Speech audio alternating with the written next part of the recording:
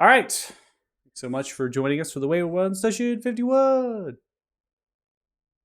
Wayward One. Yeah. I really set the mood before we started. Everyone's so sad now. No. It's great. Okay, I posted a cat video in chat. Cheer so up, no, everybody. Watch the cat video. It'd be great. it's Aw. kind of, actually. All right. So recap what happened on the last session. We ended up boarding the trawler. We got going on our 4 to 5 day journey to the Isle of the Blessed. We had some downtime during this travel that allowed players to perform different things that was narratively kind of accurate in how they wanted to go through with this time on the trawler. In addition, on the way back, so there and then back, you all will get proficiency with sea vehicles at that point, because that's going to be a number of days spending that you're going to be able to understand how to do sails and that sort of thing, because you're helping out on the ship as we go. Then we got to the Isle of the Blessed, disembarked, ended up on the dunes, the sandy dunes that surround the isle. On the bay side of the isle, you found inside of the sand at times happened to be wreckage of perhaps kind of a greeting village to this dock. And the dock was ruined and destroyed, and we ended up making way towards the north side of the isle where Felgim exists. Now, Felgim is the actual name for the wizarding kind of school, the three towers as you speak, pretty much just the one tower, right? It's kind of in terms of how it's been portrayed. And there's other towers that exist on this kind of small lake with these rocky bluffs and alcove, very similar to kind of a bowl-like effect where these rock pillars and things were perched inside of the lake, and then the towers were extending from them. Everywhere else in these towers were destroyed. They were taken out by siege and other sorts of weaponry, and they were kind of lost to time. And then the main central one with the land bridges that worked up to the middle part of this kind of lake, that's still there. Those three towers were there. So that's where we set our eyes upon getting to some facet of life structure, because those towers still exist. Now, there are rubbling of other buildings were here as well. In fact, many stories tall these buildings existed, and so some of those were still there in the walling and the other structures of stone and all of that. One of the things that we figured out upon kind of investigating the scene as we traversed to this place was that there's distortions in how things were decomposing. It seems rather strange in how this is kind of working. And after we had spent time with these constructs, these kind of turrets, it seems that magic is behaving a little bit wonky, a little bit weird. It's not exactly working correctly. However, that doesn't really relate to all of you, since you're kind of manifesting it. It might be more of a passive type magic. Remains to be seen, though, of what that might behold for our party as we travel in this place. So once we got into Felgum, after using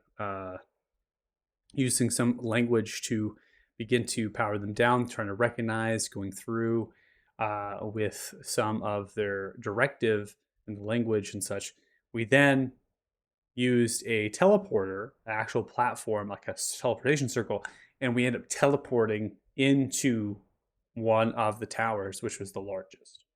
Imagine be the main tower. Upon doing that, we then had a little bit of things happening, accidents, people were teleporting to other places and stuff.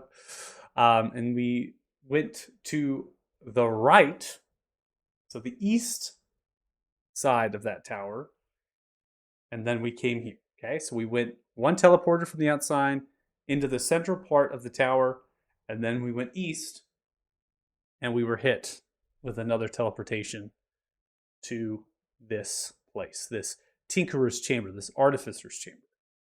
We saw the construction of golems or constructs. We've read through the blueprints. We're looking through the manifested journal.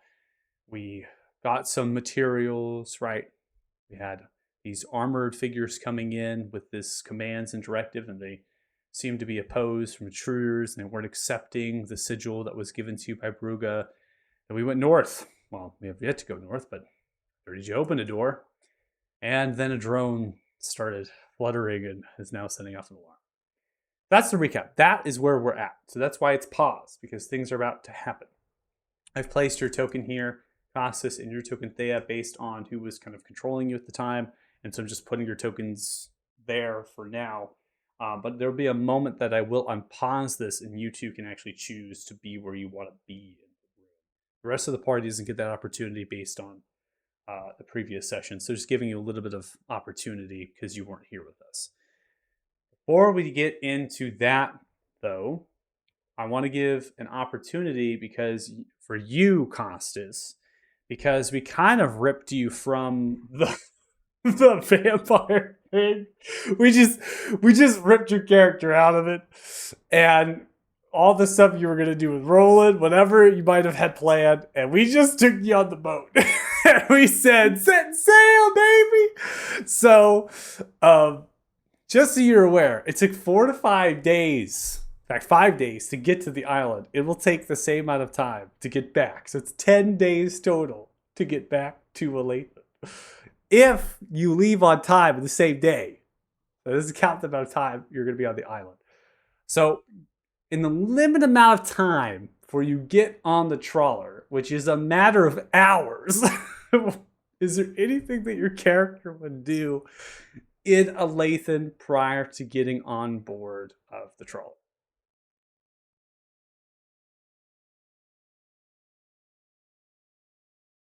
How many words do I have for the spell that I forgot what it's called, but the spell that Othala can do to send messages like to my mom or to my dad? Like how many words do I have for that?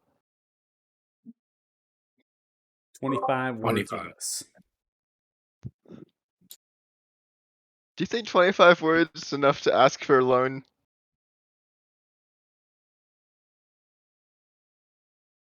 Daddy, please give me money. Yeah, I need like 8,000 gold to fulfill my oath. Will repay at a later date. Just something like that. Respond if okay.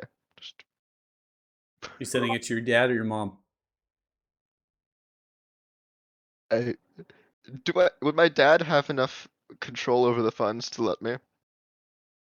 He has control over the coffer of House Morning Light. Yeah. Yeah, I know, but like would he like Would your mom find out? What's his Yeah. allowance? Your mom would find out. I'm sending it to dad.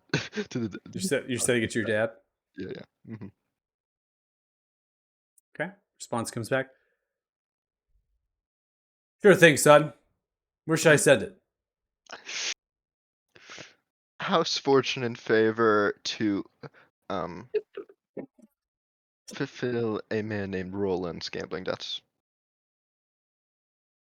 So you're gonna cast a secondary sending message to send that one. Oh no. Oh, he said. He responded to the sending message. Oh, he just said sure thing. Yeah. I'm assuming I can just. Where take, to, son? You only get Okay. 2 spells, Costas. That's it. No, it said there and Othala received. okay Said there for and sending a received. second one? Yeah, you only get 2. Make it a good one. Okay. Yes, send it to House Fortune and Favor to repay man named Roland's gambling debts. 8,000. I'll cover the rest. Response comes back. Well, I have more questions. But I trust you, son. Can't say the same for your mother. With reason. He didn't get that since the spell's over. So. That's right. Okay. Anything else? Then I'm gonna go to the Forsaken guy. I forgot what his name is, and I'm gonna give him 12,000 and tell him the last 8 is coming from my family to pay off Roland. Okay. They accept your coin gladly, and they'll await the coin sent from your house. Yeah. That way, that's not quite all my money, but that's pretty much all of it. I think. Yeah, that's pretty much all of it. Even write you a very quaint thank you letter.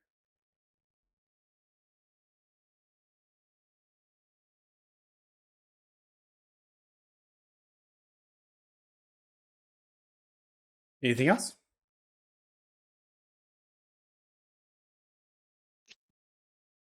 Can I pray to Paylor for forgiveness?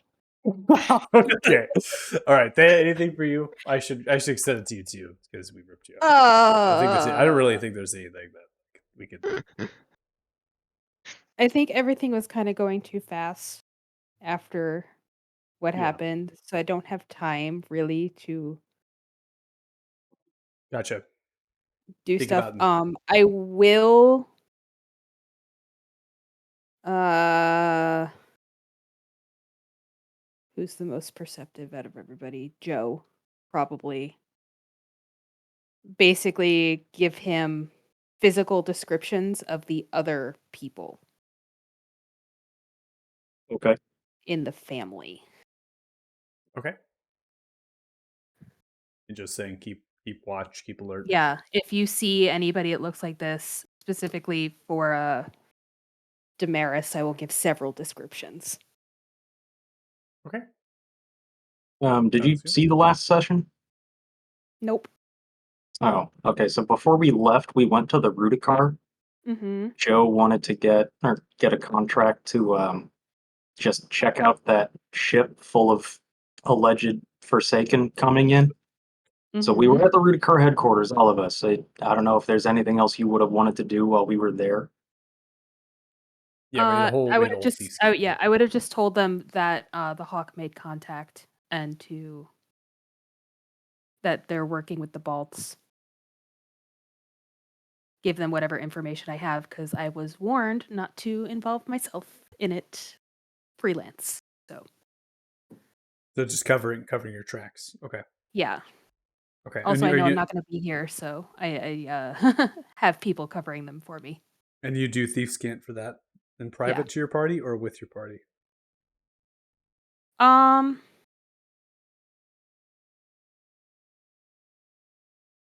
They were there for that conversation. I'll do it publicly for them. Publicly in thief scan though, to kind of hide. Mhm. Okay. All right. So with that done, there was yeah, I kind of skipped through that in the recap, but there was some stuff done in thief scan. It was actually kind of fun to role play that thief scan. The way that the Beal thing was, but we had your character translate the thieves' camp between Dirty Joe and um, Rubly Littlefoot. So we'll have that be kind of a secondary thing on top of it, which actually core kind of really does relate in the direction for you, Felix. But if you're doing it in Thieves Can't, Felix wouldn't be kind of privy to what you're Mhm. telling, and so now we have a separation, but kind of a synopsis. So that's very interesting. Just want to make sure to clarify. All right, so I think we're good. Anything else? All right, fantastic. Let's get to the game. All right, with the alarm bell ringing.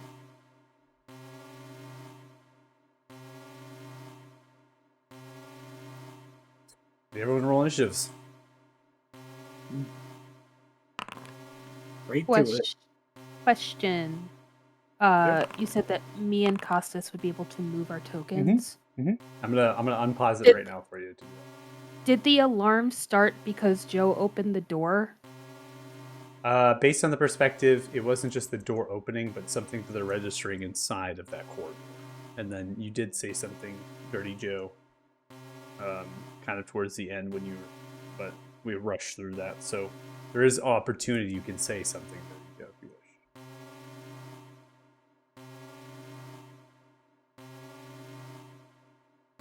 Because I'm just trying to figure out where I would be, and if we were trying to get out of this room, I would probably be up by the door also.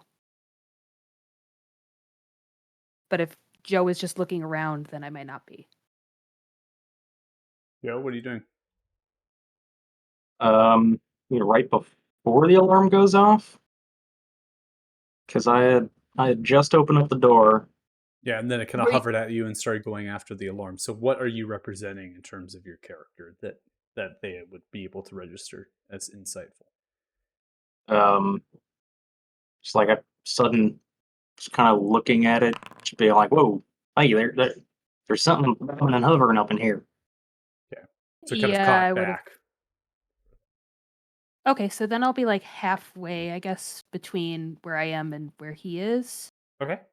because I would have started making my way to look at what he's looking at. Okay. Should be able to move your token then. Okay, I'm gonna go Let's say I'm next to Heavy. All right. Then Casas. So, okay. Is there adamantium in the room? In the crucibles, yeah. Where are the crucibles? Okay, Casas is over there. I also believe it's called a shoot. The word I was looking for to define these things. I was completely spacing on the word of what those were called. All right, you're just gonna be over there. Cool, cool.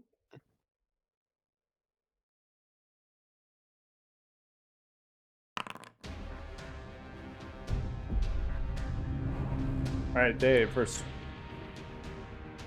Yeah, I'm gonna keep going to see what Joe's looking at.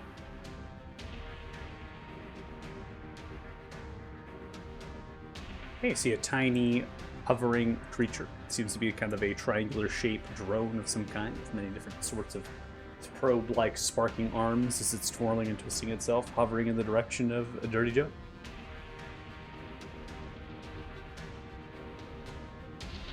Is it clear that the alarm is being triggered by that thing? It's unclear if it's triggered by that thing based on the sound being everywhere all at once. Okay. Based on the actions I took last session, would I just go to attack this? Is that the thing we've basically been doing? You tried to speak to the party kind of tried to speak to the previous two encounters that we had prior to actually going to combat in terms of attacking things. I think with the addition of the alarm, I think that stands out to be more increased hostilities. And so with the third encounter now presented, it might be that combat will happen regardless of what is said. That's the only thing I can offer you, but I can't meta it for you at this point. No. I just wanted to know what my actions were last session, just so I could get in the right frame of mind. Yeah, I mean, it's pretty much just waiting for the party to do stuff, and then you go. Yeah, no. So, if we've basically been increasing in hostilities, I'm going to just attack it, because maybe killing it will stop the alarm. I don't know.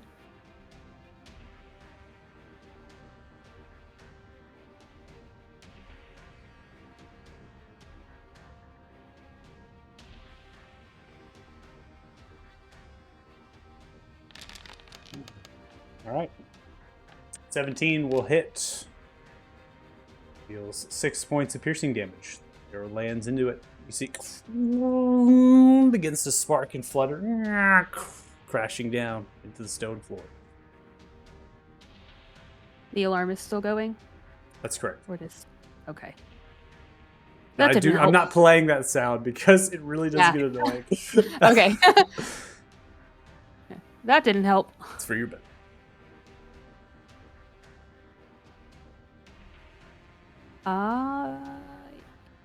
Yeah, that's my turn. Okay.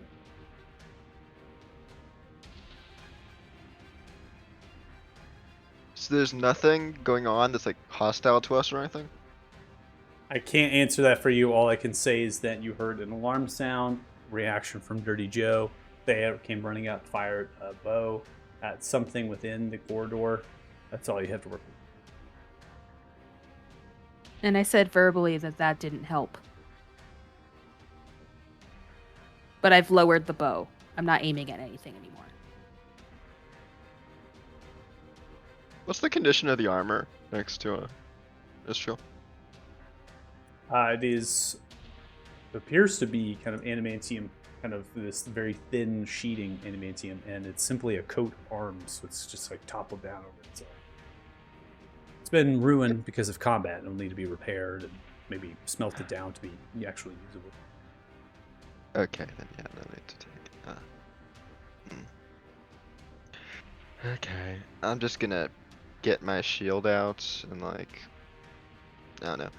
Yeah, I'll just take my shield out, kind of get into the general center of where things are, and take the dodge action because Costas is kind of just trying to figure out what's going on. Okay. Yes. Sounds good. I'll put the dodge effect on you for you here, Okay, and then thank your turn you. whenever you'd like. What's Hmm. Um, is there like any like lights or immediate mechanism I can see that is giving off the siren, or is it just echoing? Make a perception check.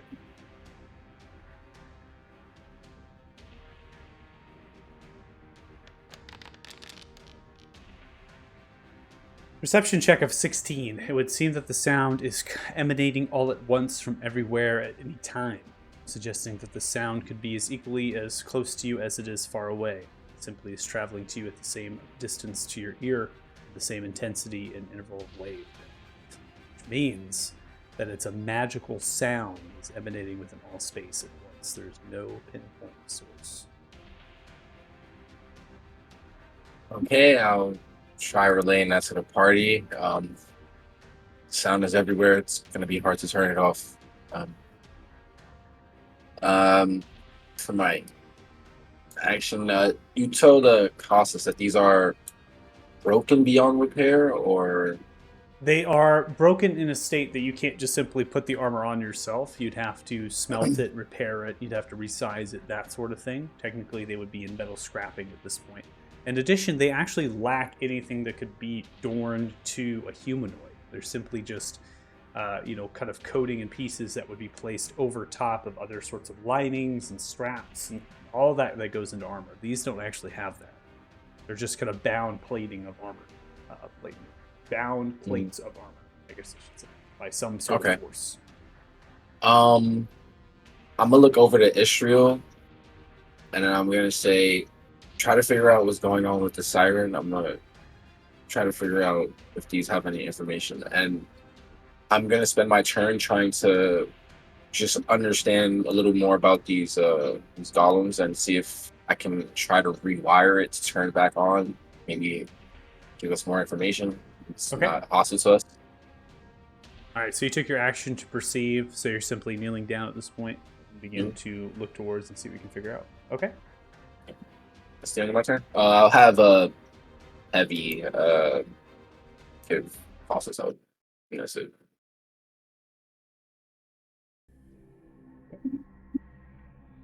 Israel. Okay, bouncing off that, I guess.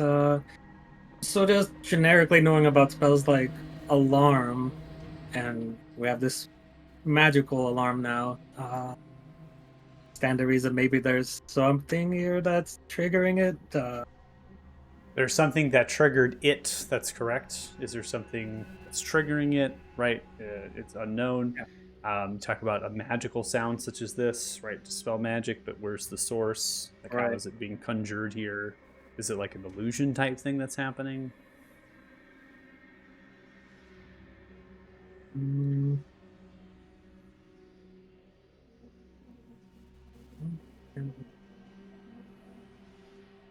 Yeah, I think it's just a little too complicated to try and figure that part out. So I think I'm just gonna tell Costas, since Othala and Felix here, that hey, let's stick together as we move and keep moving. Here.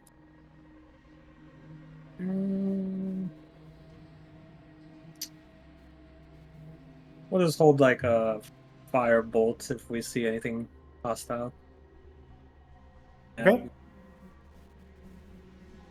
Until we come to Griffin, Griffin's going to draw their blade, which is kind of drawn already. They haven't really sheathed it. They're going to continue to use their Eternal Flame, their passive, to enchant their blade with fire. They're going to kind of stay with the rest of the party as they move, shifting from left to right, keeping their wariness about themselves. They're going to take the dodge as an action, and they can end their turn there. Felix, you're up next.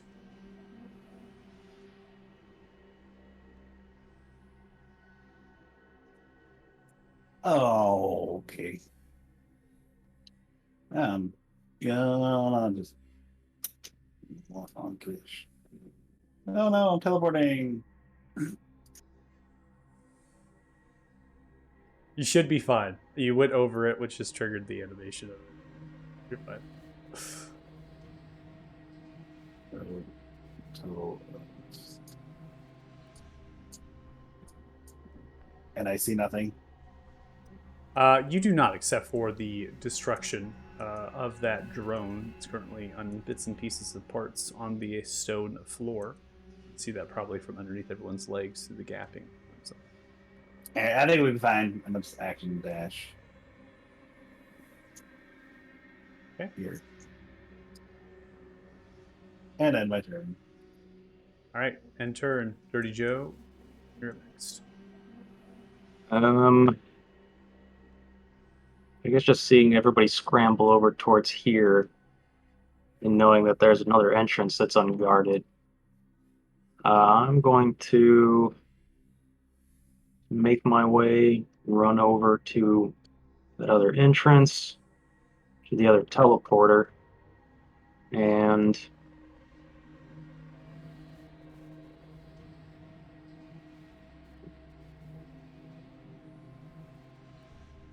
I'm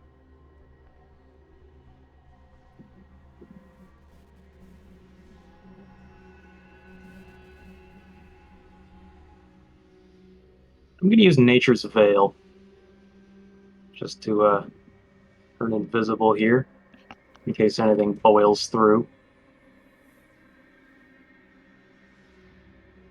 Okay. I'm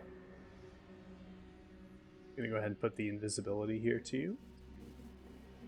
You can use Nature's Veil to use drawing on the powers of nature within a place that pretty much has no nature. Sucking in the light. Why not? I love it. And yeah, I can't really think of anything else to do. I'm just going to sit and watch. Okay, so as we now end your turn, things start to actually take shape. As we end your turn, here you begin to hear the sound of like a splashing, almost like something has kind of been like almost like emerging from a body of liquid, and that begins to burble and gurgle. And so now you can see like a pooling of kind of this like purplish kind of hue here. And for some reason, that thing just super spasmed out. So I'm going to have to try to get it back on. I don't know what just happened. I was trying to move it. It was like super spazzing. Get it back up. Okay. And as that begins to emerge, that purplish body of kind of liquid is just kind of coming out in swaths as it drapes across the ground.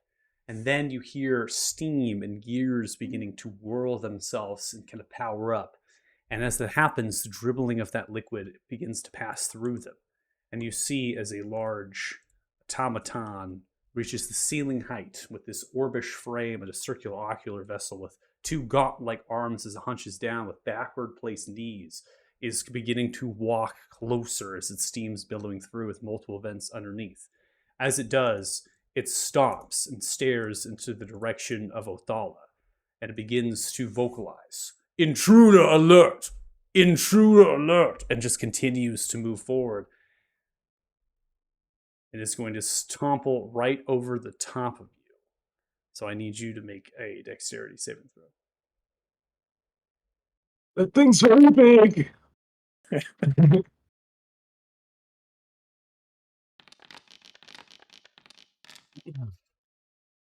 18. I'm going to go ahead and roll something here real fast. Yep. So with a 22 strength check, it is going to smash into you, and you in your invisible state are going to get hit over here, and I'm going to have you fall prone as well as being shoved for the sake of reaction. It's going to get to here just in the edge of the doorway as it bumps into you and stops, as if it's registered that it's hit an object. It turns its ocular downwards, and you see as it kind of addresses the situation like it's calculating something and kind of stands upwards and then continues with its dash over top of your prone body, getting to here in time of its movement. As it stops, it begins to again address and perceive and ends its turn.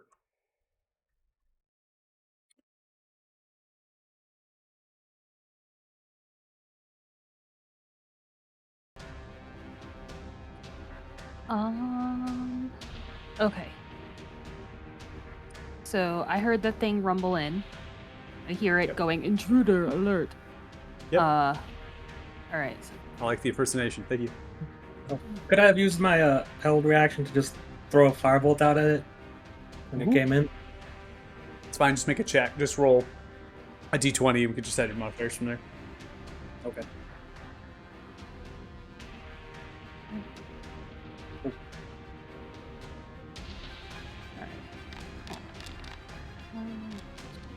Yeah, 24 is going to hit into it.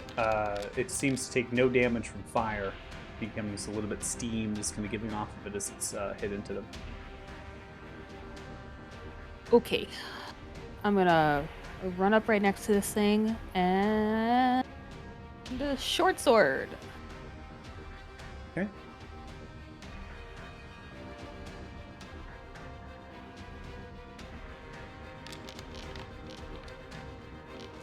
$27 hits.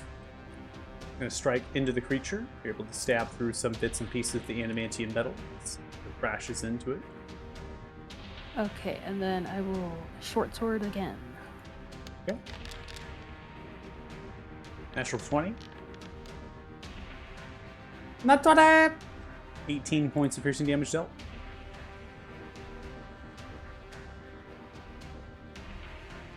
Okay,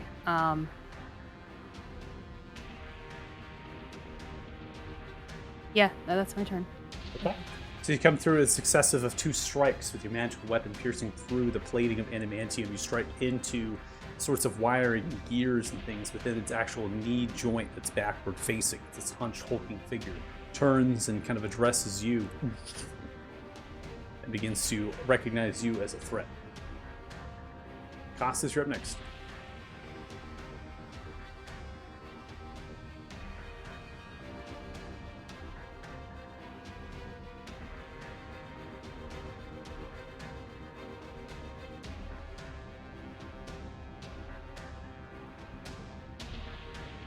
Oh, don't. Okay, it's fine. It's fine. We'll take it. We'll take it. I was able to pause it just in time. If you go anywhere on top, if you walk over it, you will teleport. So we'll just say that you're out of movement speed to go around it, okay? You weren't here. I'm giving you the benefit of the doubt. But if you go over it, you will teleport.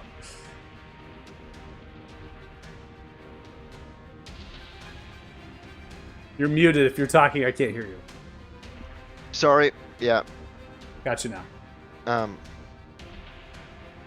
Does it have? Is it flanked now? It's been. Yeah, you have flank 1 right now. So yeah. Okay. Then I am going to cast myself a spirit shroud. I'll show this myself. I believe that is. Let me just check quickly. Yeah, that's bonus action. Okay.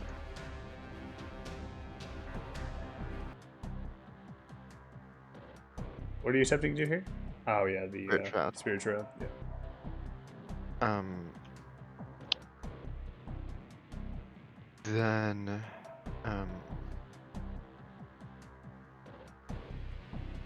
I'll put away my shield.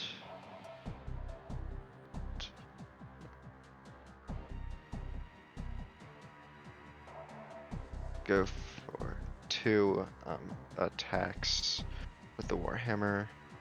First one will be at advantage because I have the help from heavy. Heavy. And since I'm flanking, yeah, I got it. Okay. And then two-handing it with Great Weapon Master. Oh, shouldn't mention the.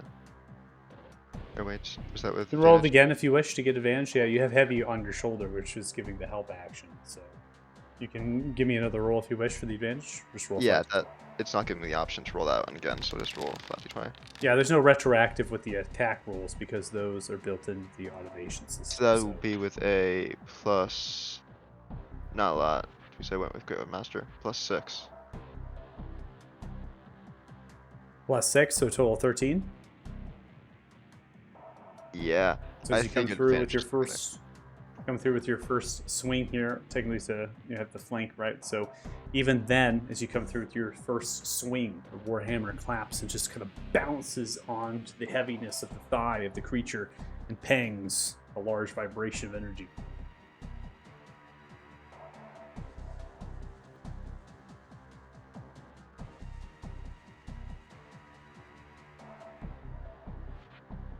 Okay. Just a straight attack then, no Grip Master.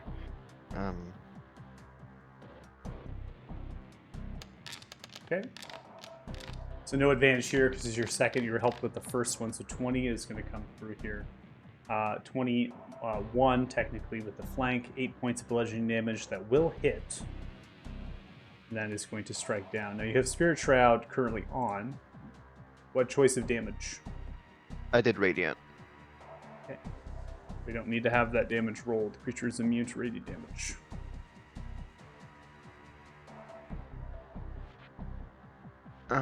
Okay, then end turn. Okay. As your radiance incinerates with the Spirit Shroud, it seems to just pank on to the actual armor. It does not seem to penetrate through or puncture of any kind. It does not deal anything to this creature. Othala, you're next. I'd say Odala is like in between scared, but also marveling at how great this automaton looks.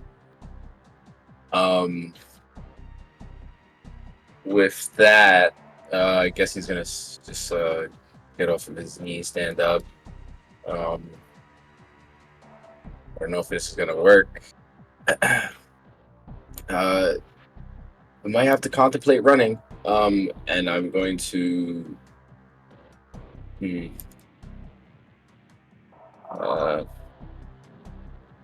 Yeah, I'll take out just a iron rod, and then I'll cast Hold Monster on the construct. It's hard. Okay.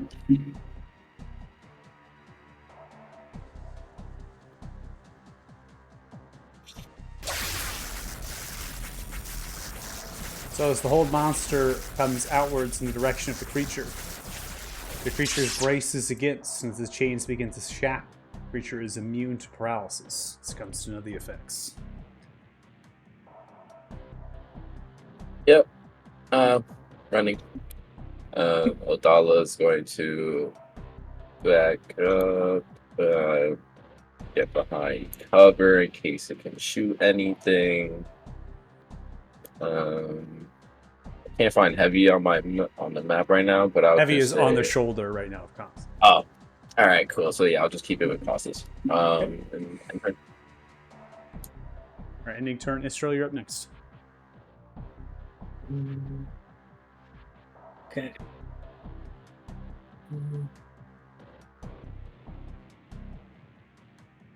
Start with the Blade Song, and then we'll also throw on a haste.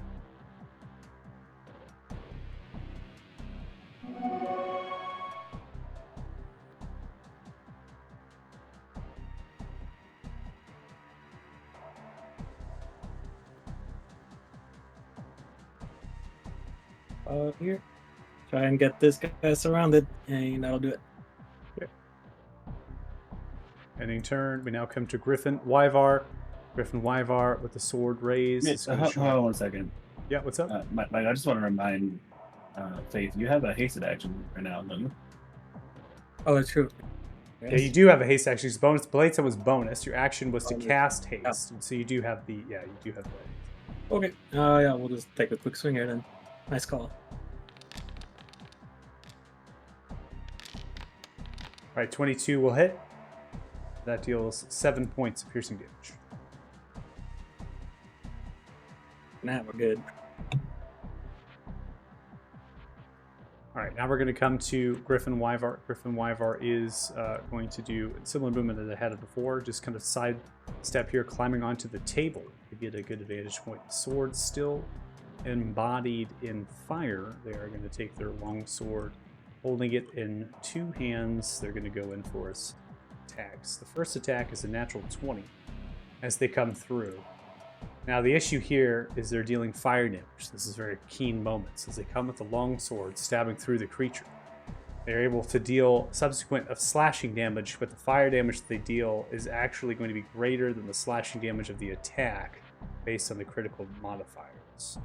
And it's going to have a very nasal effect. In fact, the creature is going to regain 2 hit points from the fire damage.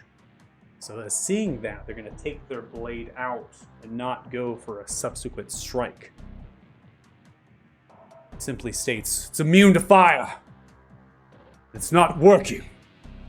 They can hold their blade upwards, not do anything else. All right, Felix, you're up next.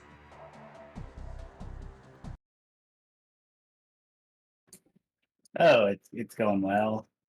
Okay. Do. Oh. Okay. It's big.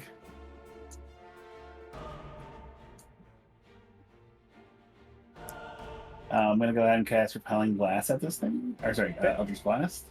Okay.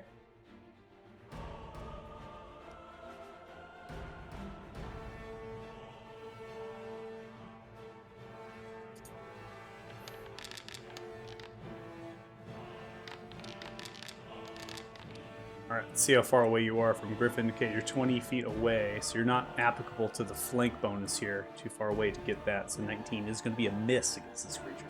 As you fire off your first blast, it is going to hit into the armored dome, and just like a kind of like a tankish armor, right? It's going to deflect it, bounce it off. Secondary attack, natural 20s. Wow, we got a lot of natural 20s today, let me tell you. 15 points of force damage dealt on the nat 20. This one's going to kind of clean through some of its armor and splinter out the back end. And you said something about repelling. Did you have that Eldritch invocation? I do have the invocation for Repelling Blast, and I'd like to try to knock him back over this anvil if I could. Like maybe, I don't know if I could trip him or not. Okay. So it is going to get past, and I believe your Eldritch Blast is going to be good enough to hit onto that in terms of distance. I think it's 10 feet, correct? Yeah, he would be shoved 10 feet. Okay, so it's actually going to kind of collapse into the wall here and then through the anvil. I'm going to go ahead and roll a check here to see how well it's going to balance itself. It's not very dexterous as a creature, and so it is going to kind of trip over the anvil and fall prone as it kind of begins to kind of almost struggle, right? So it has backward kneecaps, and so it kind of gets blasted back, goes over the anvil, and then crashes into the wall, and it just like is kind of moving and shifting its gauntlets to kind of pick itself back up. That'll be it. All right. Ending turn. Now come to Dirty Joe. Dirty Joe, your invisibility should end now, I think, at the start of your turn. Supposed to. If I recall correctly. So let's get the invisibility off. You are prone, so everyone can see Dirty Joe literally just prone, squished like a pancake. It was close to my nuts. It's after your movement speed to stand up. Alright, yeah, I'm just going to stand up and stay in place. Okay. Cool. And then, well, I guess just seeing that this is probably more or less the same as those smaller automatons, and we just kind of smash the crap out of them to kill them.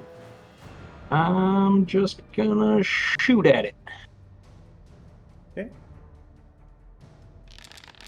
With Slayer's Prey. I'm not sure why it's giving. Oh, it's giving you disadvantage to the creature that's prone. I love it. That's great. Okay. With based on your modifiers, regardless of the first roll, that will miss. I believe we'll still have disadvantage applicable here based on the creature being prone. So it's going to be an 11 as the arrow flies through. And it's just a deflecting blow, which is similar to the first Eldritch Blast that was dealt by Felix. The armor on its actual orbis is very much made to deflect projectiles. So you're trying to get a good angle to puncture. Alright, I'll try that again.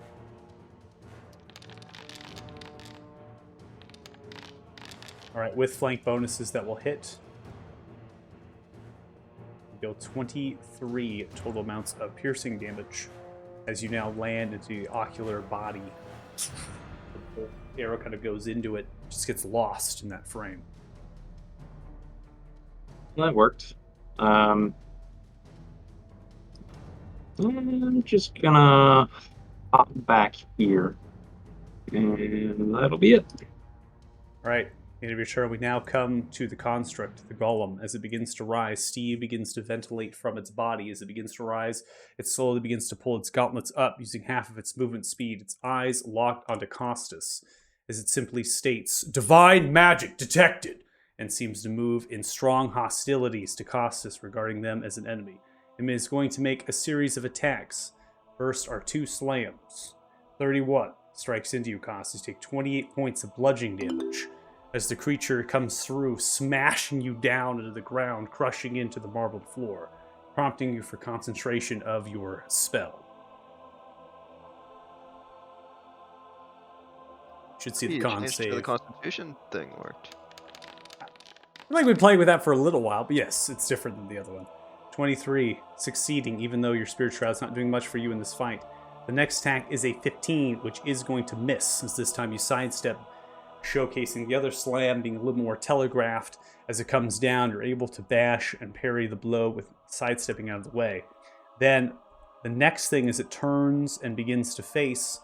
It is going to begin to move forward in its body and position to get a slightly closer, potentially more targets. As it begins to calculate based on what it can hit the most, it begins to power up a lightning breath from its body. I'm going to do the best I can, snapping it to a square based on targets.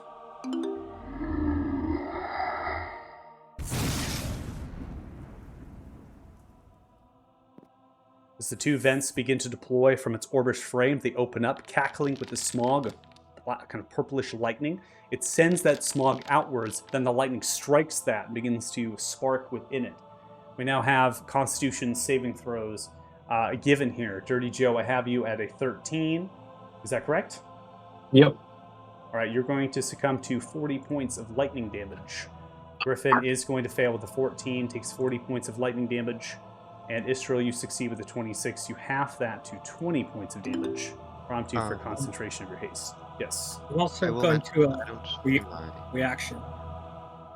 Absorb Or protection for Griffin. Is that what you're saying?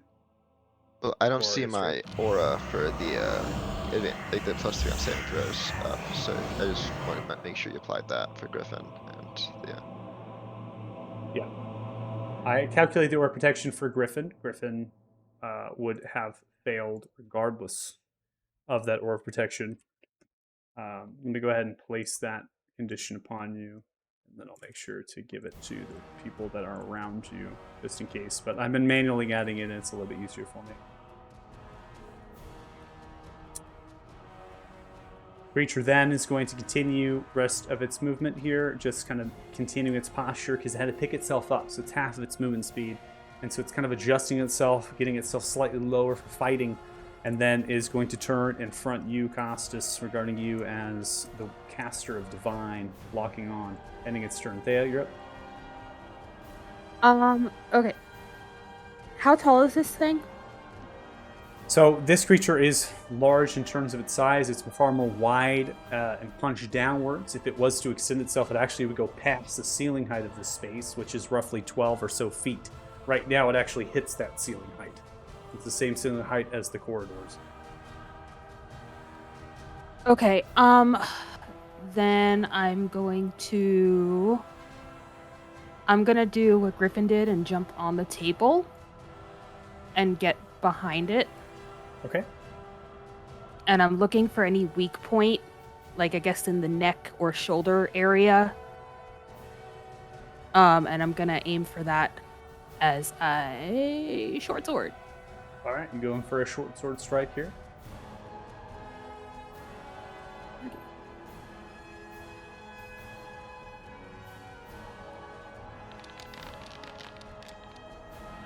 .24 is going to be successful, in addition to the flank bonus provided. 9 points of piercing damage dealt. Roll sneak. Taking the blade to begin to jab through some of the underlaying plate, finding a tubular-like kind of as it pulls itself into the back end of its head. stripping that with the sword, begins to pour out this purplish pink bile of liquid. Okay, second short sword attack. Same Okay. spot. Kind of going for the same spot, plus the modifiers of 2 here based on the flank. So if it's flank 2, that's a 19. 19 will not hit. Okay. I'm gonna just yell. Get behind it, get out of its range, spread out. And end my turn. All right, ending turn. We now come to you, Costas. You're still helped by heavy, so you advantage on the first attack. It is flanking 2 right now? Oh, You have flanking 2. That's correct. Okay. I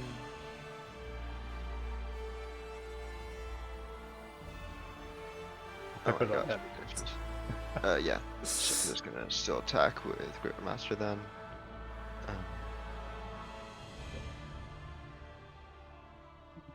Okay, swinging with GWM coming through here with your first attack. What the? All right, something's broken with that. So minus 38 to hit. I don't know what happened there. I put flank 2 on you, and somehow it wanted to add a massive modifier. I wonder if it has to do with the spirit shroud.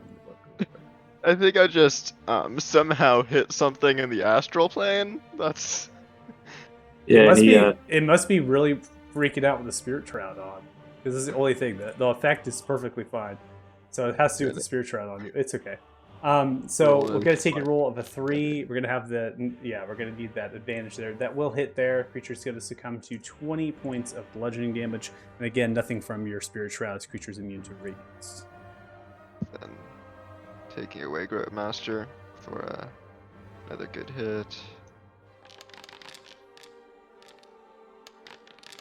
All right, 14 plus the 2. It's going to be a 16 that will not land. As you swing through its gauntlet, now raised towards you and kind of hits into your warhammer, pushes it off. Then I'm just gonna enter. All right, ending turn. Othala, you're up next.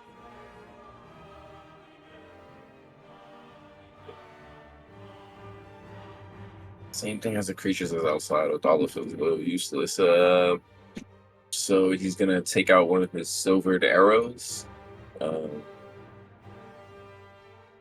Creature standing up now, so no disadvantage. Either way, he's gonna take out the silvered arrow and just cast catapult on it and let it fly.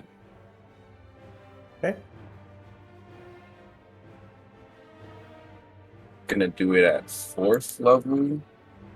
Okay. And before I cast it, I say Othala gets probably a little closer. So he doesn't hit anybody else. So like that pathway, so it doesn't hit the Costas. Okay. All right, the creature is going to fail with a 16. It's going to take 23 points of bludgeoning damage. Something to note here is this is a saving throw. This is not an attack. Your ammunition of choice, this creature will not succumb to any damage from. It's the magic you're putting onto the ammunition as you are sending it through a massive velocity, and transforming that and expanding it through is going to deal the damage. Yeah, I just didn't want to waste any more cooking utensils, so Dala's down to a fork and a skillet. What do you need to eat with something? Come on! I was gonna ask, where was spoons at, man? Yeah, they're all gone. They all broke on impact. So yeah, think that would be it with the rest of my movement. I'll fall back and turn. Israel, you're up next. Alrighty, we'll swing around this way. Get over here. And start going at it. Yeah. Alright, start going. The booming blade. That's going to be 20. That will hit. Creature's going to take 7 points of piercing and thunder damage, and will succumb to the active effects of the boom. Does it take lightning damage? Fine, I'll roll it from the Booming. absorb element. Oh, you're talking about lightning damage? If it takes that Yeah. damage? Yeah, it will Yeah. take lightning damage. So you can add the absorb elements to that. So 4 points. Another 4 lightning. Yeah. Okay. Yeah, we'll take lightning Uh, damage.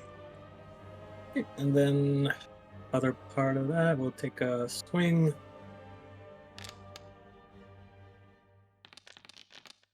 That's going to be a 19, and that will not hit as you come through with your secondary strike. And then the hasted action. So you come whirling through, you're trying to find a puncture point for your sword, kind of glancing off of its gauntlets. It's kind of moving its robotic arm here to bash the attacks away. Bonus action offhand, last one.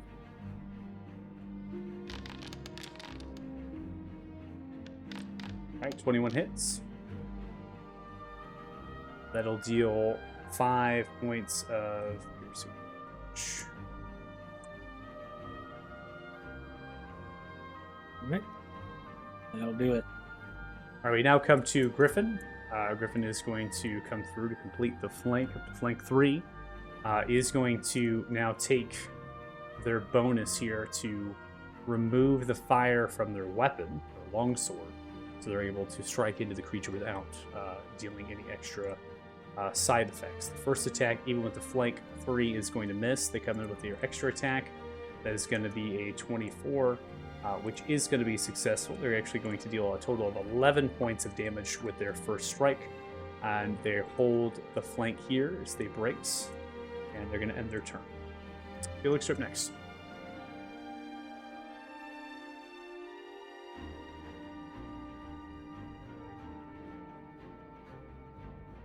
Okay, I'm just gonna move up slightly.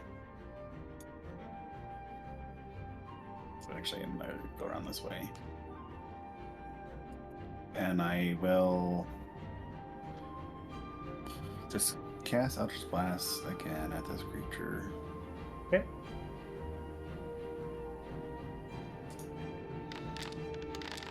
You cross with an Eldritch Blast. Now taking advantage of the flank 3 based on positioning, you come up to a 17. Unfortunately, the 17 will not hit. Now to a 27. 10 points of force damage. Are you pushing that creature? No, I don't want to push him right over my allies. Into your friends. Get out of the way! He just cheers in, and now showcasing that it is very much damaged. The bits and pieces of itself. There's the puncture within the tubulars. There's that bile that's pouring out of it. It's kind of like half moving now. It's kind of like jittering a little bit, shaking. And then just a bonus action, I will cast a healing word at Joe. Okay.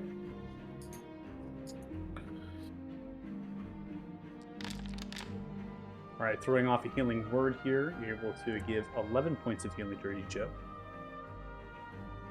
All right, that'll be it. That was a really bad. I feel like that was 3 ones. Yeah, it was 3 ones. That was a horrible healing word. That was so bad. All right, Dirty Joe, you're up. Well, thanks, buddy. I feel better. Yeah, still a few bruises on the ribs, though. Okay, well, I'm just going to see if I can finish this guy off. All right, your first arrow here, you have the flank 3 as well. That's going to be +3 there. Unfortunately, the first attack is not going to land. Deflects off that 14. I won't waste a lucky on this guy. One more. Natural 1. Damn. Okay, I'm wasting a lucky on that. Screw that. All right, go ahead and roll a d20.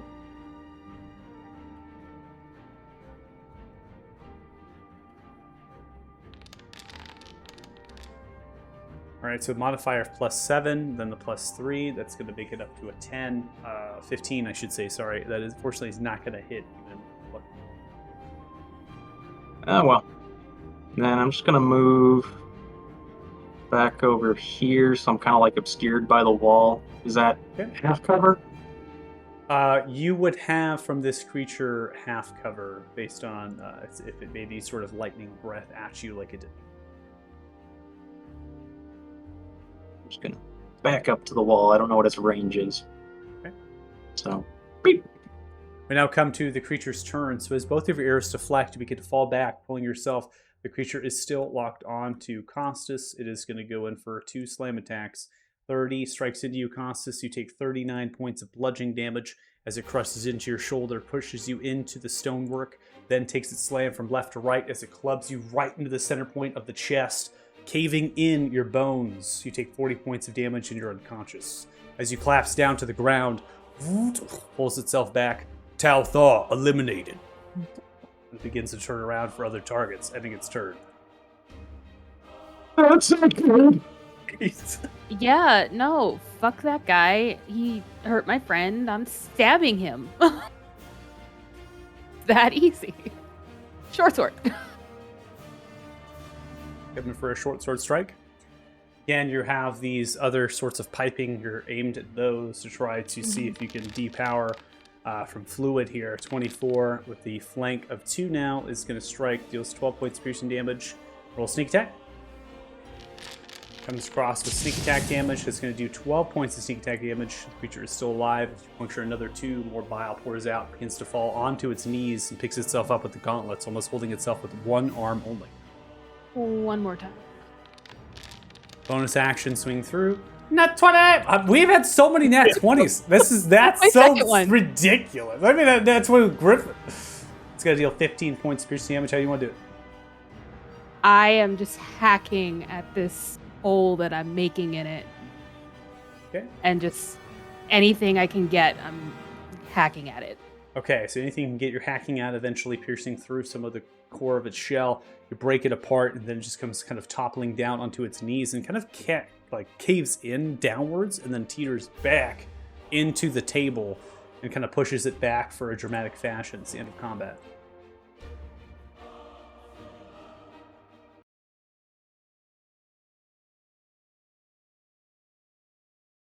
Is the alarm still going? The alarm spell, the alarm is still going. All right, whatever we're doing, let's make this quick. Just get up, buddy. Okay. Yeah, I feed Costas a potion of healing. Thank you. All right. Costas 9. Costas, you begin to arise. I'm going to remove the prone condition from you. Costas gives himself a hug and does lay on hands on himself. Okay. You can apply For, whatever you need for that to yourself. Just the full amount. He needs it. You're giving 10 to Costas here with the Cure Wounds. Well, how much is he at right now? I'm giving it 59. This is done. Okay, no, I'm giving it to myself. Okay. I'll put it to you. Don't worry. 10 points. Yeah, I'll climb over this thing and also give Costas a cure wounds. Okay. So Felix, you are at the door. I need you to make a perception check.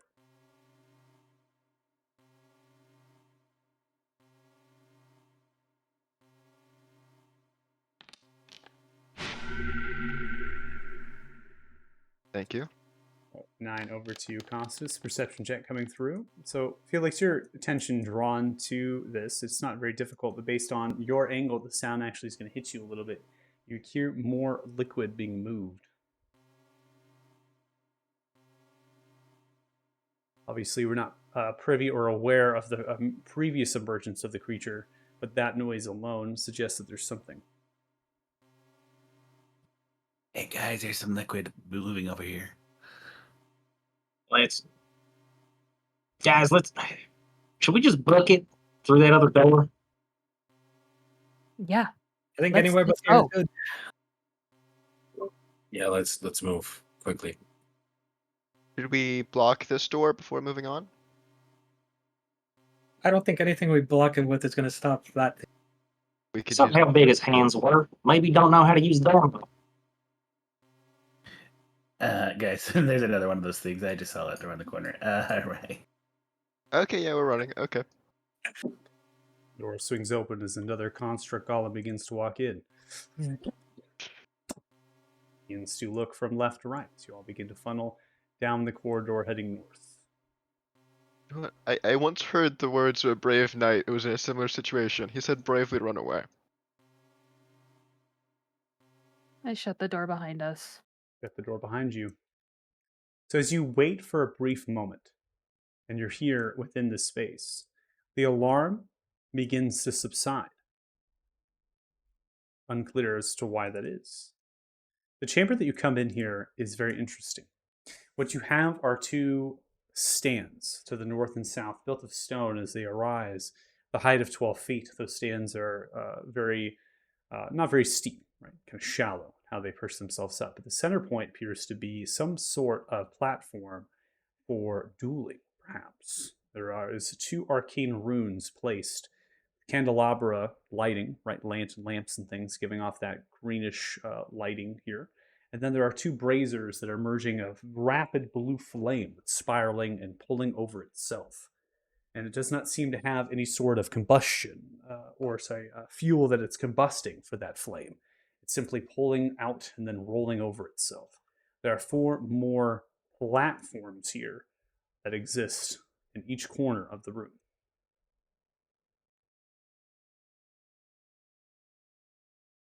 I'm gonna, I guess, peek my head back down the corridor and see if I can hear giant clomping boots. Roll perception. Yeah, I'm hanging back here for the same reason.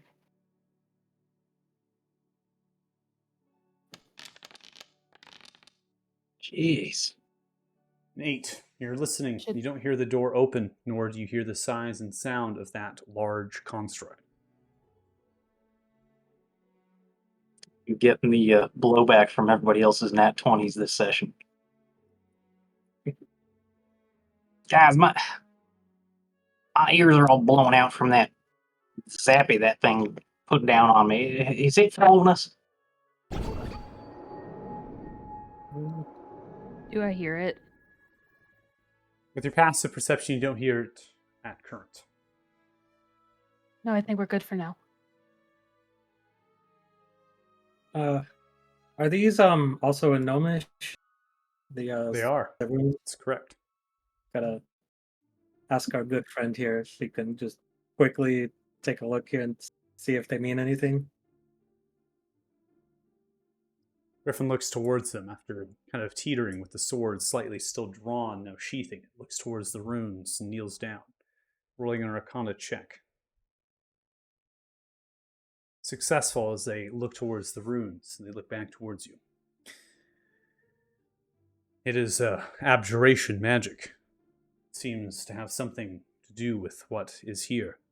It relates to protection against magic, such as magical resistance.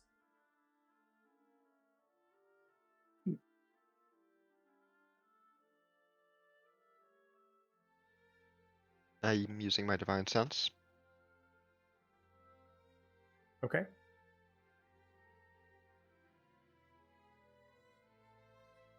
You activate your divine sense, pulling forth any sort of celestial, fiend, or undead within 60 feet of you. You do not feel or presence anything. Something also to note about this is that there is a similar door from which you entered in on the opposite side. However, there is a semi-arched doorway or door frame, and that exists on the south end, where those kind of platforms are reaching forward, and then sits there. As it does, it kind of extends into space. Now, what's very interesting is that the way that doorway pulls through would suggest that the western door in the Tinker's Chamber is at the same elevation as the top of those. Yet you don't feel like you descended to get to this chamber. I'll let you chew on that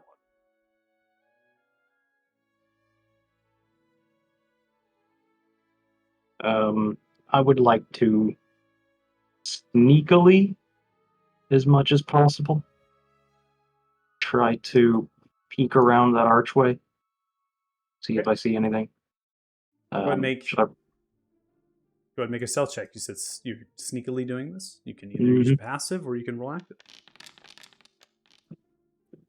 Okay.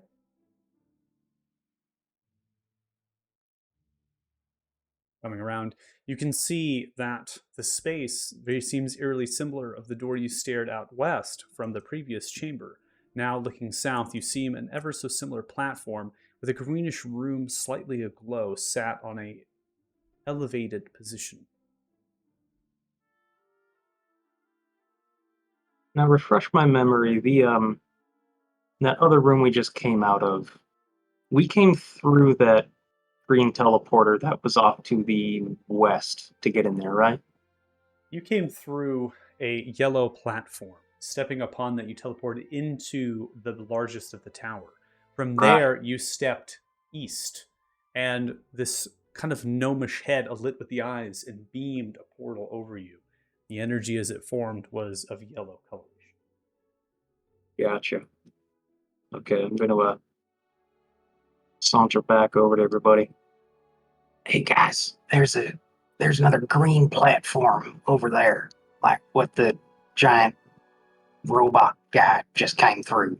So be on your guard. Should we cover the platform somehow?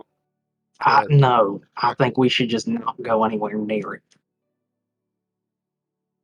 And then Do these platforms appear to have the same level of activity as the prior? It's difficult to tell. They're slightly aglow. Make a Arcana check.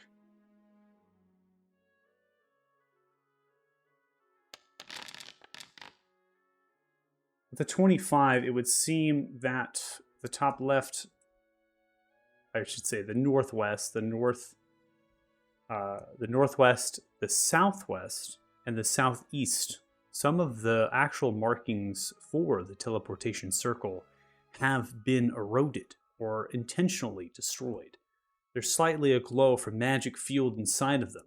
They do not seem operable under your Arcana check. This one that you're currently in front of actually does, though. There seems to be no sorts of erosion or distortions here.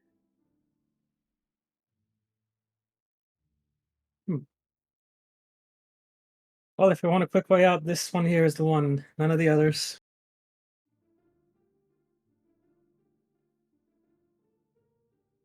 type back into Thea.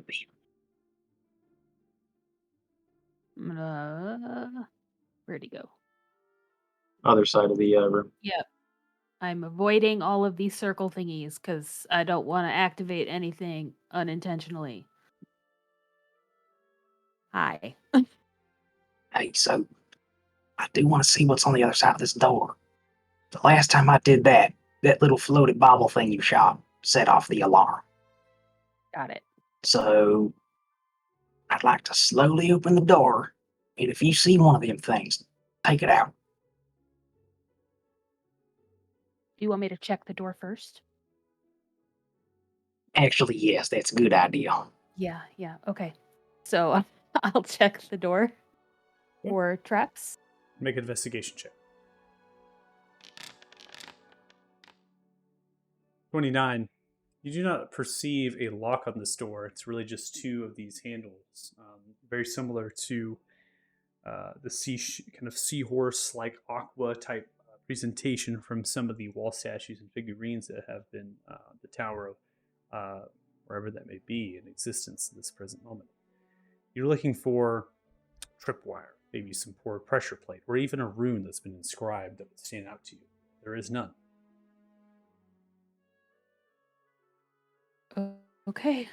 And I will get ready to shoot anything I see down this hallway as Joe very quietly opens the door. Beep.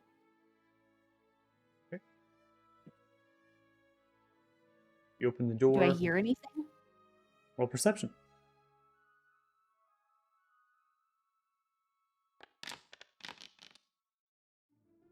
$20. With your passive perception now taking active with your ear, you do not hear anything. I mean, looks good for now. Should we check it out? I'll go a little bit. And I'll do that stealthily. Okay. Make a stealth check. use your passive, whatever you wish there. 29.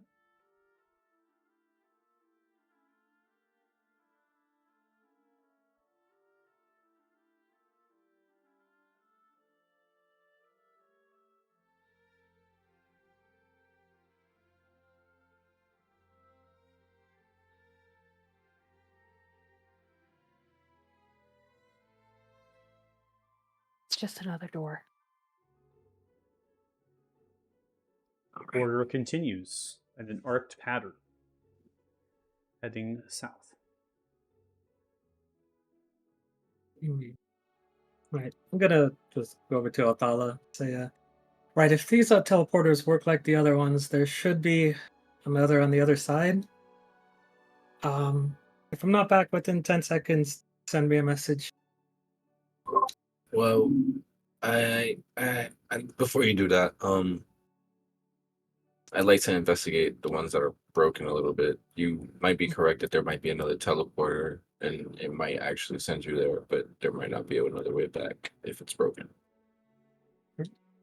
I'd like to see if I can ascertain anything more about the broken teleporters. 'Cause you said they were they had residual magic on them. They have residual magic in the sense that they're powered, but they have Mhm. been destroyed or eroded to the location that would otherwise be on the other side. So remember the assets we use, right? We got to think about this in terms. I can't, have a different rune, right, for every single thing. But Mhm. just know that the distinction between all four of these, they're distinct. They're all separate in the way that they are inscribed to wherever they go. Just that the three of them have been either intentionally or accidentally destroyed in the way that they've been kind of carved or eroded, similar to a grinding stone that would come through, or perhaps something heavy kind of stomping on and going through. Okay. I think I'm more actually like if it can still be used like a one way if the other side is active and the other one is not. It's too difficult to tell. I Okay. think that based on the Arcana check of Istriel, you know that a teleportation circle, in addition to you, the spell itself would require that both of the runes be intact for a teleportation circle to work. Griffin, you detect magic giving off. They're casting that, ritualizing it. So after 10 minutes here of you all kind of doing your checks and working through things, they're just beginning to cast detect magic, holding their hands outwards and stretching them through.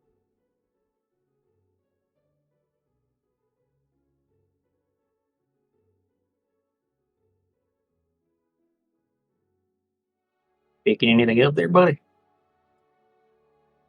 The magic, the circles, ones that would teleport, they seem weak. It's still there somewhat. This fire is rather unusual. Detecting notes of recovery, potentially. Something not dissimilar from that of the Wizard's Keep. We had dueling chambers like this, more on grand scale, more decorative, elaborate. See, they reach into the fire, and as they do, fire begins to grow over their hand, and begins to coat their forearm, begins to absorb into their body.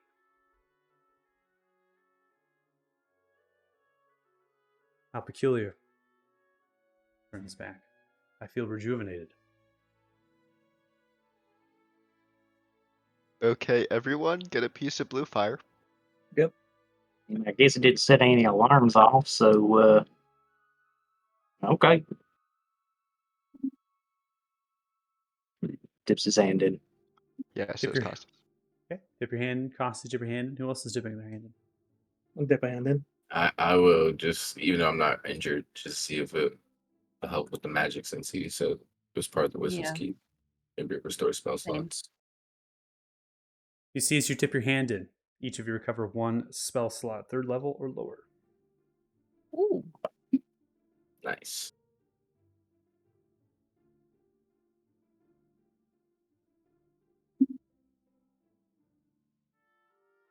All right, Othala, ready? Yeah. Out of curiosity, is the fire like what's the consistency of the fire? The consistency of the fire, and as I pause it because now we have somebody using the teleporter, teleporting out of this chamber. The consistency of the fire is loose, it's wild, it moves through. It's almost trying to find the essence of yourself to recover, to regain that spell slot. How you manifest that magic, it will find and try to rejuvenate. It does also feel like tingling sensation, maybe electrical rather than. I have it paused because we now have a party member that has teleported into a very, very odd place. So, Israel, after you have teleported here, you begin to emerge from the eyes of a kind of a statue, which is actually similar to the statue that was north of the main tower when you were there. This statue begins to funnel through, and you begin to kind of come from that. Your face in front of you, and I have this a little bit low res, so it's easier to load because there's multiple different platforms here in space. It's also gridless, so you can move around without being locked into a grid. There are a number of platforms here. One white, one purple, one red, one aqua, and one yellow. And the center point is a far more grand one that stands out to you. And it does seem to be not glowing at the present moment, but does have a tinge of a blackish hue. So it kind of comes through and has like almost like a vibration of black every so often coming from the actual room. I'm going to have it paused for you, Istriel, so don't move your token here. And then we'll have the other members have a moment because I think you're going to be doing a sending spell. So that's the case. Yeah, after. Not yet. She's gonna try first. Because it said 10 seconds. Assuming she's gonna assume that this kind of works like the last teleporters and just like step away and then step back in front of the statue. Yeah. And see what happens. Okay. Here, come back. We'll explain. All right. There appears to be more teleportation rooms in the next chamber. It's quite small, no obvious hostiles, and one rather peculiar teleporter pad that doesn't seem active, but had a strange aura about it. Okay. Well, there's not really anywhere else to go around here. Except for down that other corridor, but one spot's as good as any other. Well, I guess the weirder the better. We are trying to find the well. I don't think it would be part of these normal teleporters. Fair enough.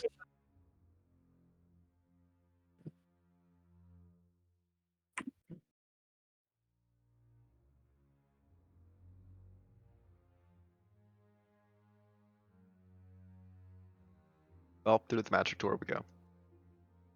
Peculiar is right.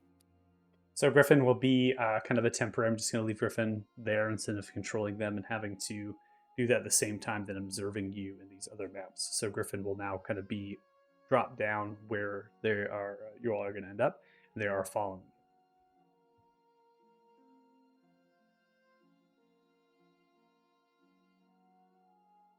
you. These teleporters, like, do the colored ones look like they're active, and then these more bare ones don't?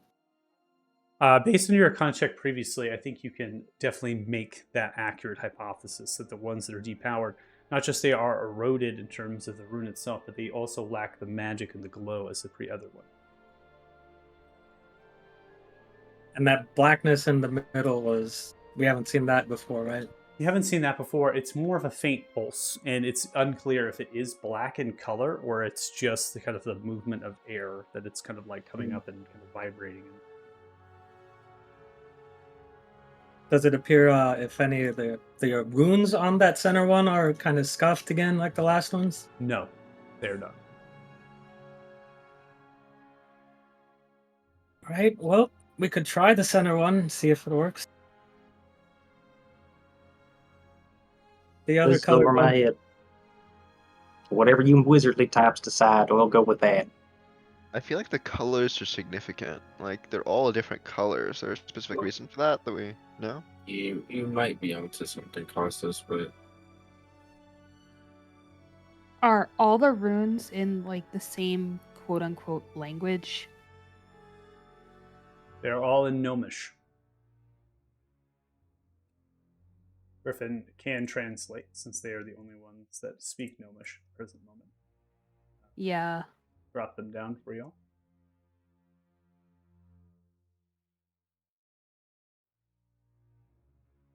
Is that what you wish to ask Griffin to do? Mm-hmm. Okay.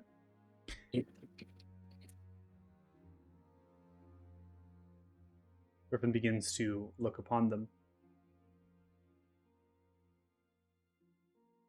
Staring down at each one as they're taking their time, rotating around. They look up.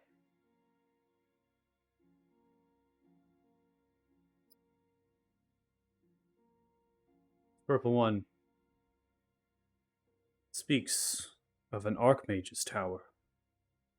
Red one, Dragon's tower. This one, Chamber of Chronergy.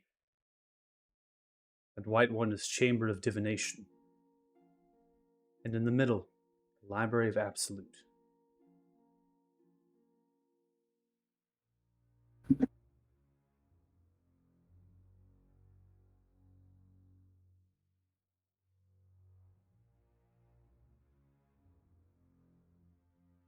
Did we know if the well was supposed to be in any one of those towers?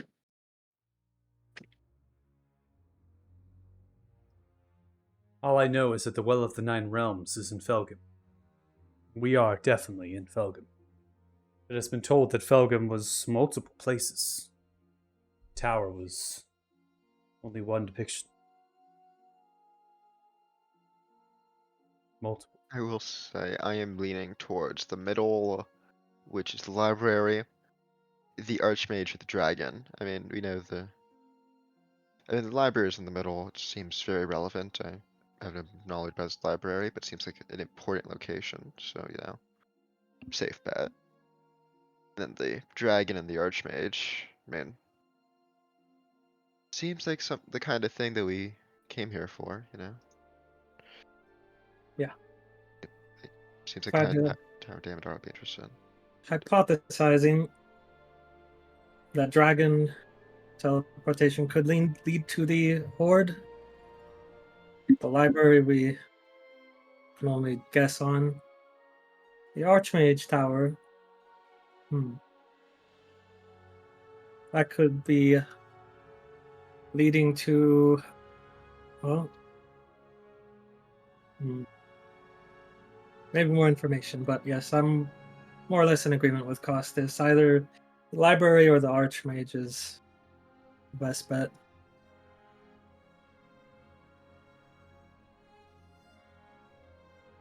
Seems like any one of them's as good as any other. We don't really know where we're going. But I could do see know that why some the of us love divination- libraries. Yeah, and I can see why the divination circle or the chronergy circle would be very interesting to somebody perhaps like Damodar.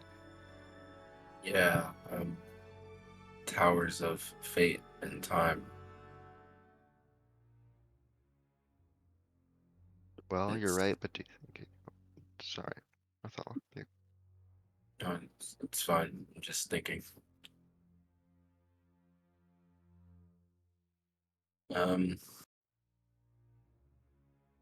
Maybe we should start making movements. I honestly think the Archmage's Tower is a good place to start, or the library. Maybe we can find a map.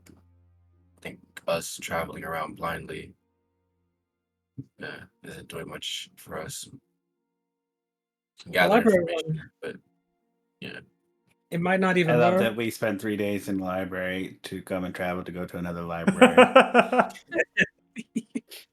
Well, one thing that might be nice about the library is something I think Othello is touching on. It seems like a very central and important point, which means there might be clues as to what's in these other towers. Like there might be a map of Felgum somewhere on the wall or something. Yeah, hopefully there's a very heavy book that I can bludgeon myself to death with. Same deal as before with Ala. I think we should maybe all go this time. Okay. At least we know a lot about it. Step on, you're teleported.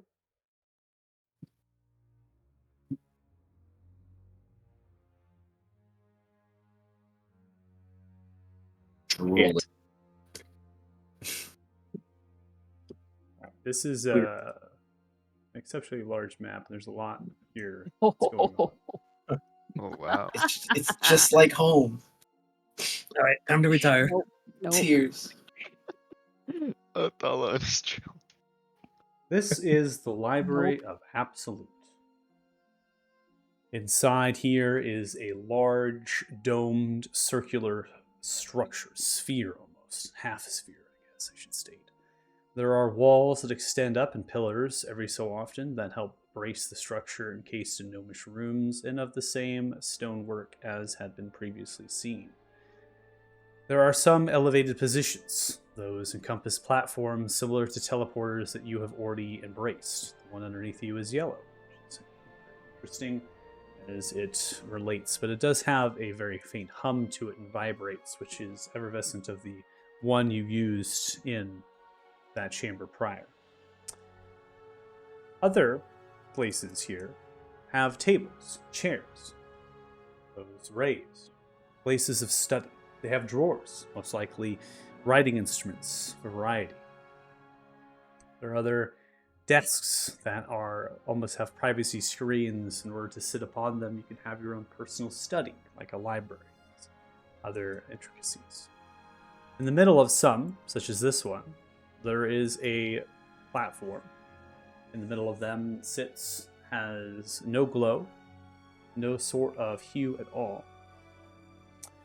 And the books span your backside in a ring all around the structure, right at the edging of this wall. And they actually are going to work all the way up the top of that 60-foot sphere. Somehow those books don't fall upon you. There are no ladders at all in this entire chamber. There are gnomish runes that surround spiralized bookshelves that brace and anchor themselves onto pillars. Those extend all the way to the ceiling of the dome. There are other bookshelves as well on the wall segments. There are thousands upon thousands upon thousands of books, originals and copies. There are also other things in here. As you observe constructs moving, having pause, moving again. Others unmoving, hunched down over themselves, standing on guard. Some hovering, unmoving as well. Before we get into anything else, this is the proper time for a break. So we're going to go ahead and take a 10-minute break or so you can collect yourselves as you come into the space. We will come back at about 6:04 p.m. PDT. If you're watching the stream, thanks so much. Really appreciate it. And we will see you when we get back. Bye.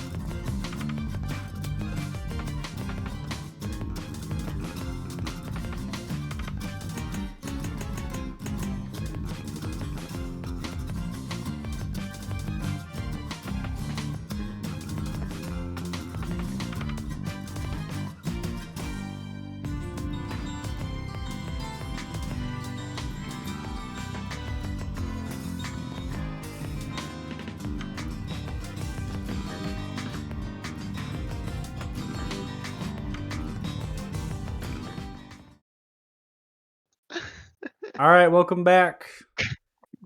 Welcome. We're gonna see what happens. Unpaused. This is it. Just quick glance looking around. How does the library look structured? Like, how does the books seem? Are there any titles, anything? So much of the volumes that you are able to perceive from this distance, it's very difficult. The writing on the upper text and even those as they ascend in the verticality of the dome, your perception would never be good enough to read the titles of those books. So you're really staring at the volumes of the closest shelf to you upon coming into it, and those are currently written in Gnomish. Okay. Might need 10 minutes. I don't think we're gonna have 10 minutes, Othala. I think we should go back into the portal and regroup. Agreed. Agreed. Does it look like the big ones are active? Based on your passive perception, they're unmoving. There's no steam billowing from them. They seem to be relatively inert. Okay. And what about these small ones? The medium-sized ones are moving. They're rotating in a counterclockwise direction around the bookshelf at various places. All right. And the original ones, like the ones that sounded off the alarm when Joe opened the door, are any of those around? Yeah, they're hovering around. You can hear them buzzing. Hmm.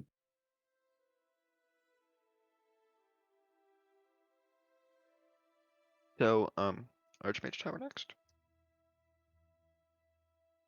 Let's we're still waiting for everybody to come back in. Say maybe we cast whatever magic we have here prepared. If you can, maybe this would be the place to do it, Joe. Felix, you approach one of the bookshelves. You hear the fluttering of a sentry that begins to drone, almost as if its presence senses your movement. It begins to hover over towards you. Uh-oh. Begins to rotate. Hello. Hello! I am C26. How may I be of your service? Hey, C26. Lovely place you got here. I'm wondering if we could read some of your books. Sure. State one of these categories. See, as this holographic, vivid, illusionary magic is casted. Selection of different categories. Studies of time, divination, histories, subcategories within those. Plethora. That all looks boring. Anything more interesting? Cannot compute. Do you need help choosing your category? Yeah, sure. Surprise me. Can't compute. What What is the most magic interesting thing in here? do you study? Oh, I'm a bit of a wordsmith. I'm not bad with my tongue, and I'll wink at the machine. Calculating. Uh-huh. I think I may have one. Begins to flutter up, reaching to the top ends of the dome. About 12 or 13 shelves from the apex. Basically the middle point. Begins to flutter down. Begins to place a book upon your hands. Tusk Love. A fantasy tale of two half-orcs falling in love that are quite good with their tongues. They are Fantastic. like your color of skin and slightly begins to look up and down. Larger than you.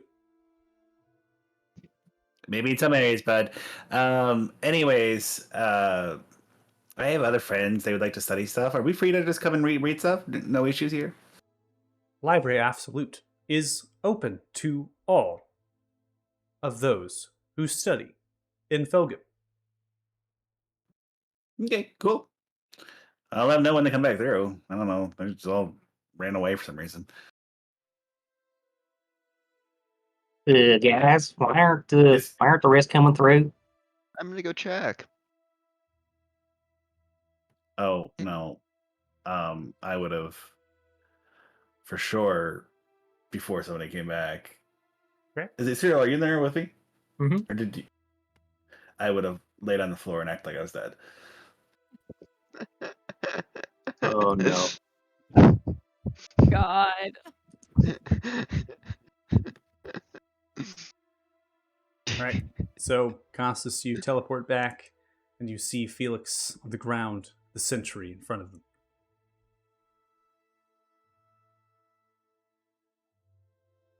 How good are his acting skills? Better Felix, than yours. Make a performance check, Costas. We're going to take your passive insight.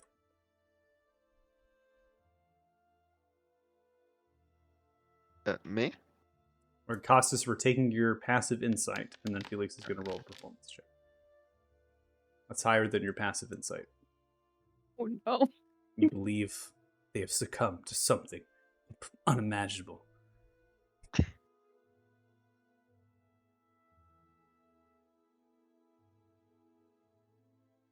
Felix, you idiot! Istriel, is he okay? What happened? Don't get too worked up, Costas. Okay, I'm picking him up and I'm taking him back through the portal in a hurry.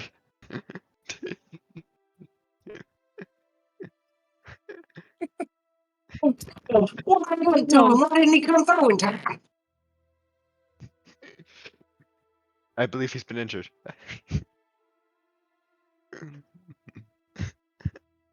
Costas. He's fine. Oh, I drop him on the ground. Didn't have to do that.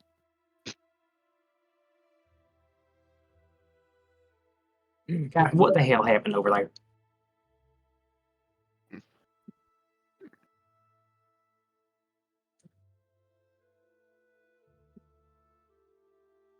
I can't hear anything. Yeah, you muted. After dusting myself off after being rudely dropped to the ground, yeah, they will let us use library. You just got to tell them what you want. They are taking donations, collections to maintain the library. You can just leave them on one of the tables nearby. Mm-hmm. They say any rules like no magic? No, but just tell you good rule in general. Bye, and step back to the portal. All right, yep. Let's be cautious, guys. No casting spells in Somewhere there. else. You stepped on the other teleporter. Hold on. Damn it. You love that one in particular. That's taking you places. You're going back to Yeah. the Library of Absolute, correct, Felix? Yeah, that was the goal. Okay. You moved your token. You're pulling you to seat. You're good. Okay. Y'all begin to teleport into the Library of Absolute. So this is assistant. He'll let you know where anything is, and you can put your collections right there. Hello. I am C26. How may I be of service? Do you know anything about magical wells around here? Maybe with Calculating. the Magical wells. Calculate. Aha. In Felgum lies the Well of the Nine Realms, connected with the Old One. It is what powers this place. And is what Felgum researchers research. Would you like me to find a book on more magic wells? do you have like a staircase that leads there or something? How do I get there from here? The Well of the Nine Realms is only accessible by the Archmages. of Felgu. Oh, well, thank you. You're most welcome.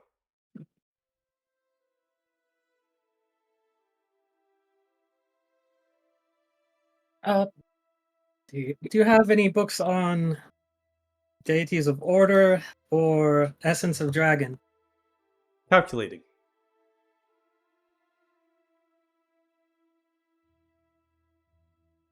I have several, but they are split into each category. Which one first? Gonna look over to Atala. Try the essence first.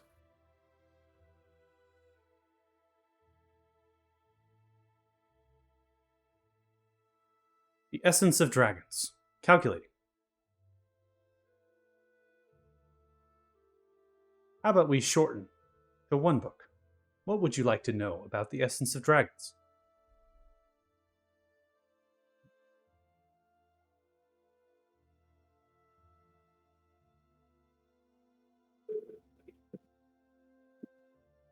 Hmm.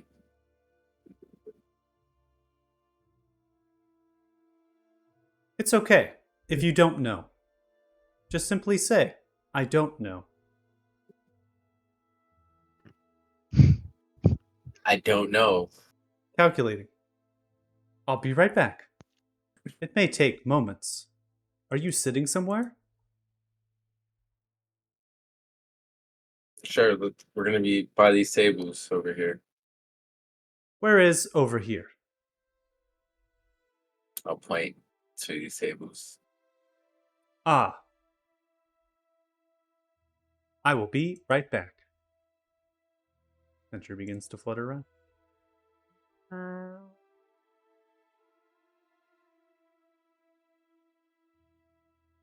Disappearing for over 10 minutes. They zip around a large, massive library into multiple columns, multiple readings, sometimes pausing and looking, then continuing, or returning back, placing 3 books onto the small study table. These are 3 books I thought would help you in the Essence of Dragons.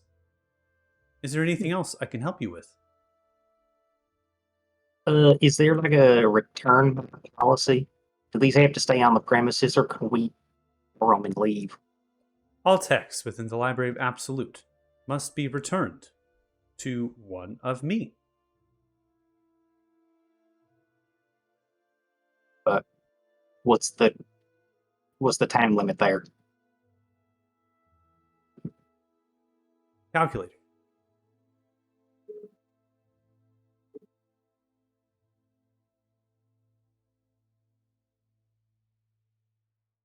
What rank are you, Initiate?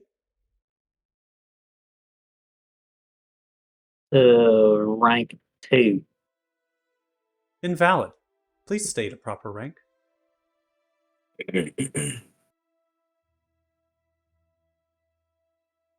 Repeat Marie, High Artificer. I'm like in Joe's mind through it. I'm telling him to repeat Marie's name. Maybe I got him through. He's a High Artificer. Artificer. You do not register. Are you in new place of position? Yes. Okay. There is no time limit. The books may be returned at any point. Are they allowed to leave the premises? Please define premises. This room. Can I take these books through that teleporter over there? No, you cannot. All texts must stay within the Library of Absolute. Are you in need of a copy? Yes, actually. Can I get copies of these 3 tomes right here? Certainly. Begins to look towards them, hovering down, scanning them. Up and down, up and down, up and down. Flutters back. Your copies will be ready. It will take some time. Okay. Do you have a more accurate estimate than some? Calculating. I do. It will take approximately 15 minutes. Well, thank you very much. One more question I have. Are there any, like, I don't know, cults of blood gods or any other secret societies that like to hang out here, maybe behind some hidden doors or bookshelves? Calculating. I do not understand your question. Would you like to pick a book from one of these categories? Begins to display the same holographic image they did feel of the numerous categories.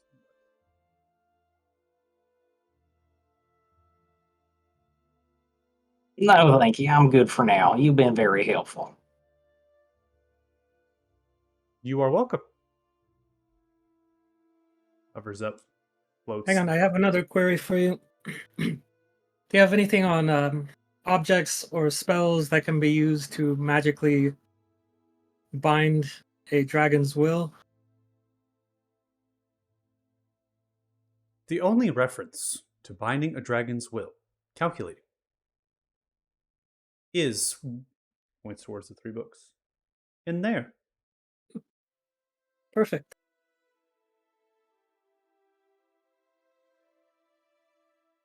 Hello, I would like to ask about books as well.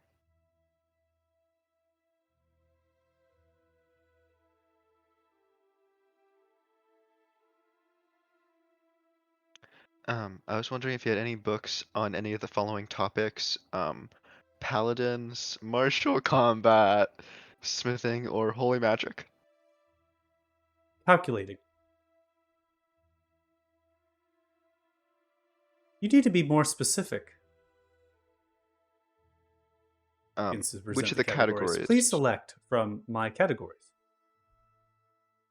See, there's over That's 2 dozen of categories. They're flooding through the holographic image, 3 columns. Do you have any books on smithing? Smithing.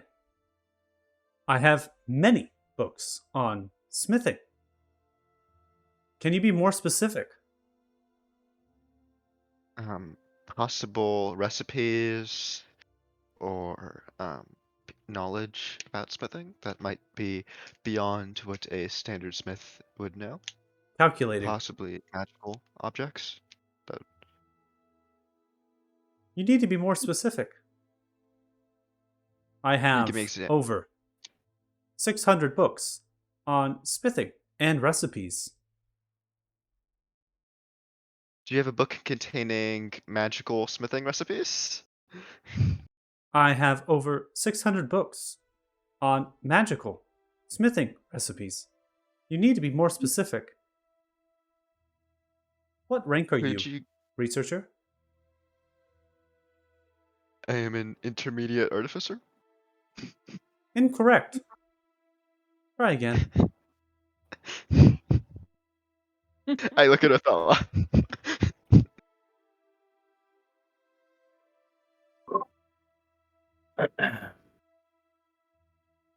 Try a different word.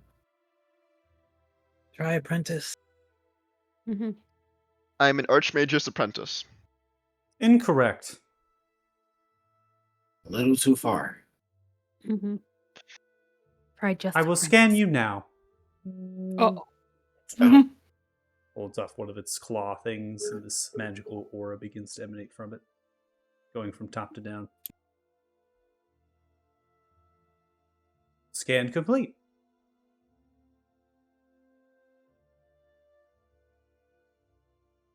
They begin to hover over, pushing itself back towards the bookcase. The steam coming off the northern construct. Oh.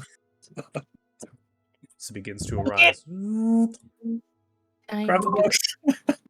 Archmage? It grabs the books. I Joe said dives archmage's back to the portal. apprentice. Begins to move. Oh, jeez. Nope.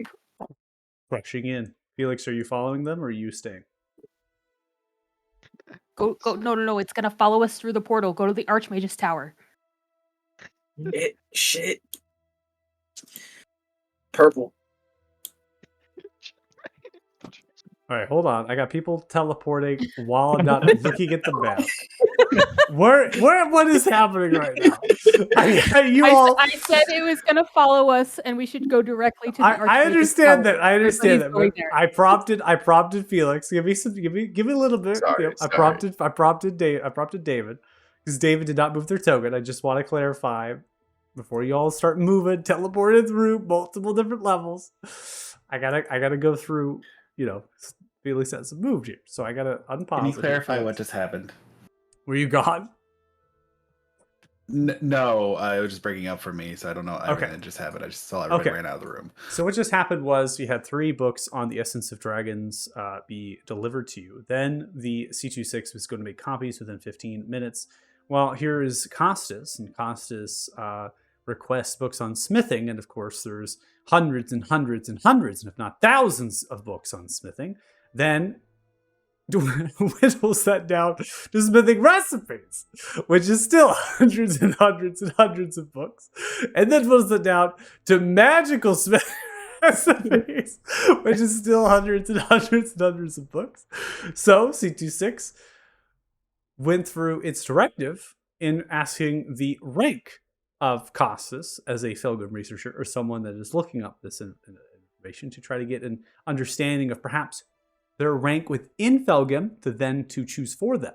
This is why they're asking for rank.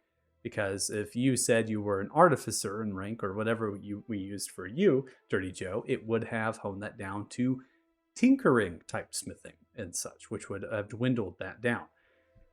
But you incorrectly gave rank and then it scanned you because you were not giving it a proper information. So it took it of its own accord to scan you. Now, this scan remains to be seen if it's scanning you for perhaps magical properties, if it's looking at more of who you are as a humanoid, right? You don't know. You just know this magical effect emanated from it. And upon that, it actually began to flutter back. It didn't say anything.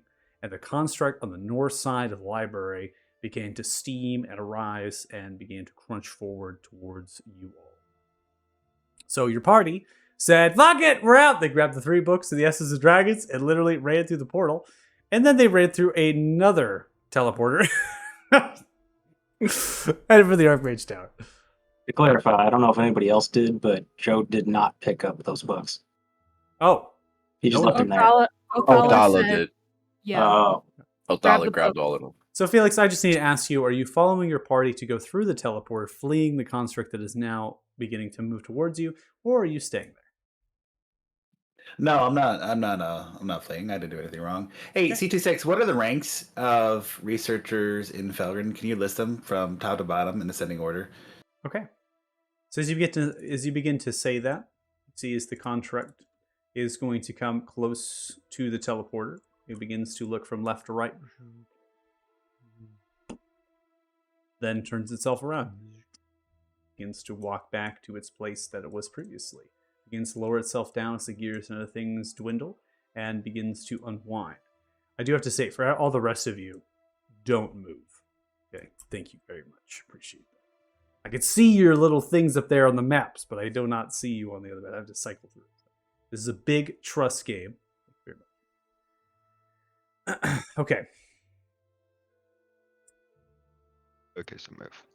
No. Don't move. But slowly die.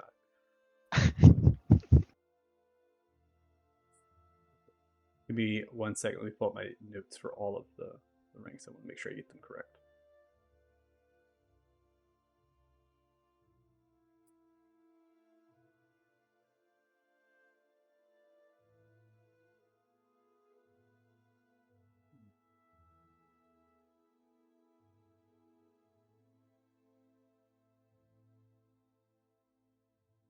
All right.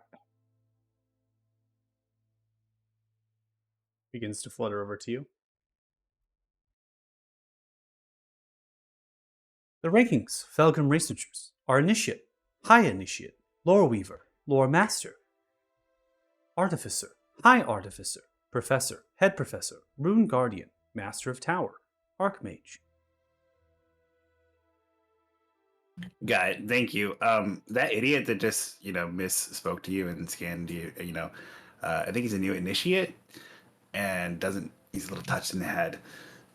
Is there a way that we can get him a temporary pass? Make a deception check.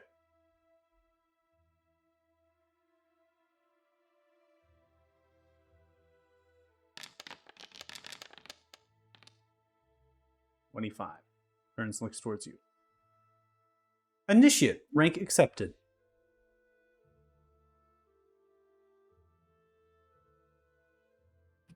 Thanks. Actually, I'll be right back. Thank you, C2. You're the best. Back. And then I will catch up with the party and share what I just learned. All the ranks.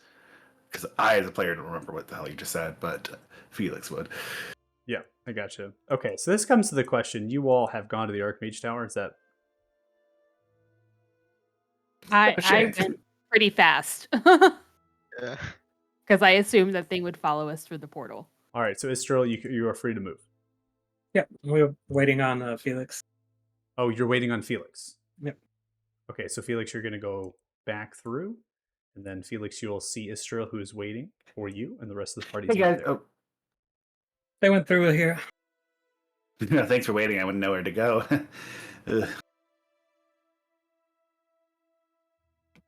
Purple. What the fuck is up with the party?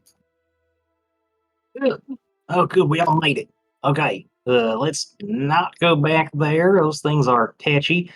Costis, I guess try to be more specific with your cataloging requests in the future. That seems to make librarians very angry. I mean, They just wanted to know what your ranks were. These were the ranks, and I'll share them. And Cassis, I got you granted the temporary initiative rank, so you can go back in there if you want. But Okay, yeah, I'll say I have interest in smithing. Okay. I'll just get the copy. so that giant mechanoid gizmo thing will It's follow us not going to through. kill Costas if we go back there.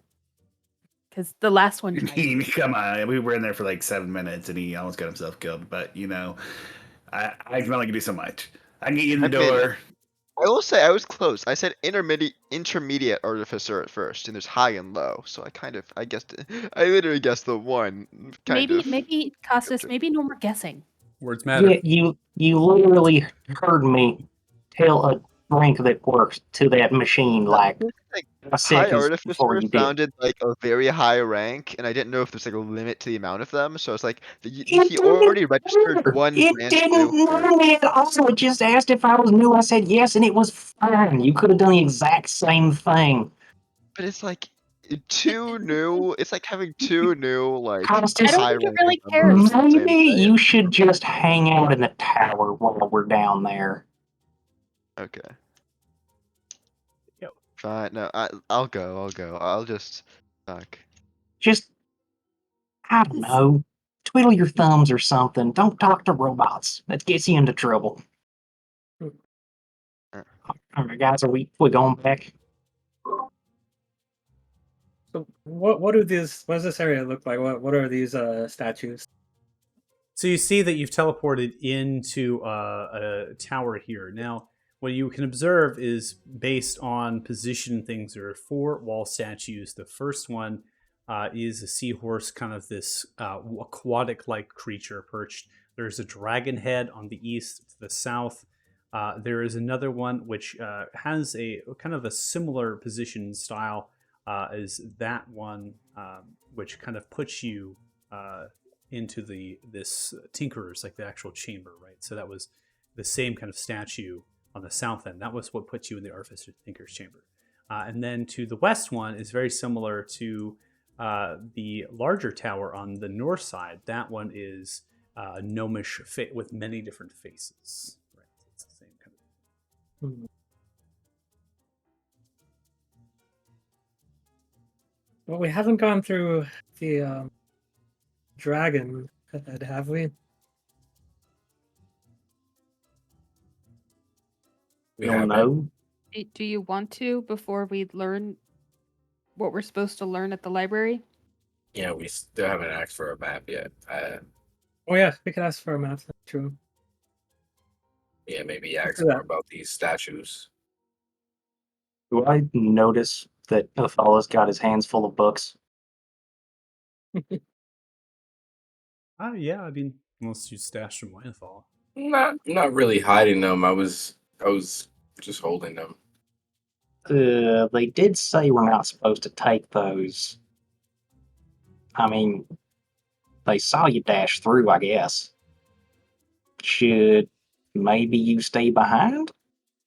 Yeah, I don't think it's really big deal. I'll just take them out of the bag of holding and put them back on the table. Just out of panic. That's all I did. Just to, Well, alright. I guess we know where the exit is in case they get mad again. yeah, as everybody knows a rank, let's just pick one and stick with it. Back to the library then. Ah, that great place.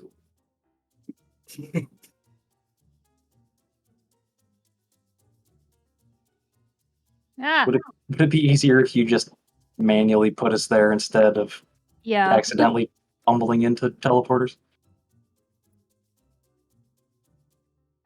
The issue here is that the place that you are has a very distinct way of how it's teleporting. So, you all, moving your tokens, stepped to the west side. Upon stepping to the west side, it seemed you're grabbed by the eyes of the many faces as they teleport you into a circular chamber not so dissimilar from that which you were before. Two of the statues seem crumbled, destroyed, intentionally smashed. There are two others. Lion-like head with great mane, head of a jaguar puma.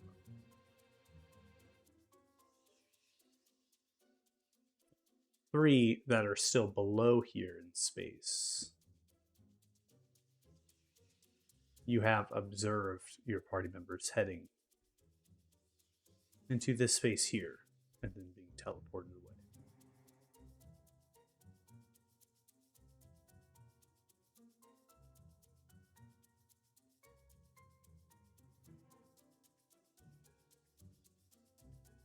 Fun. A puzzle.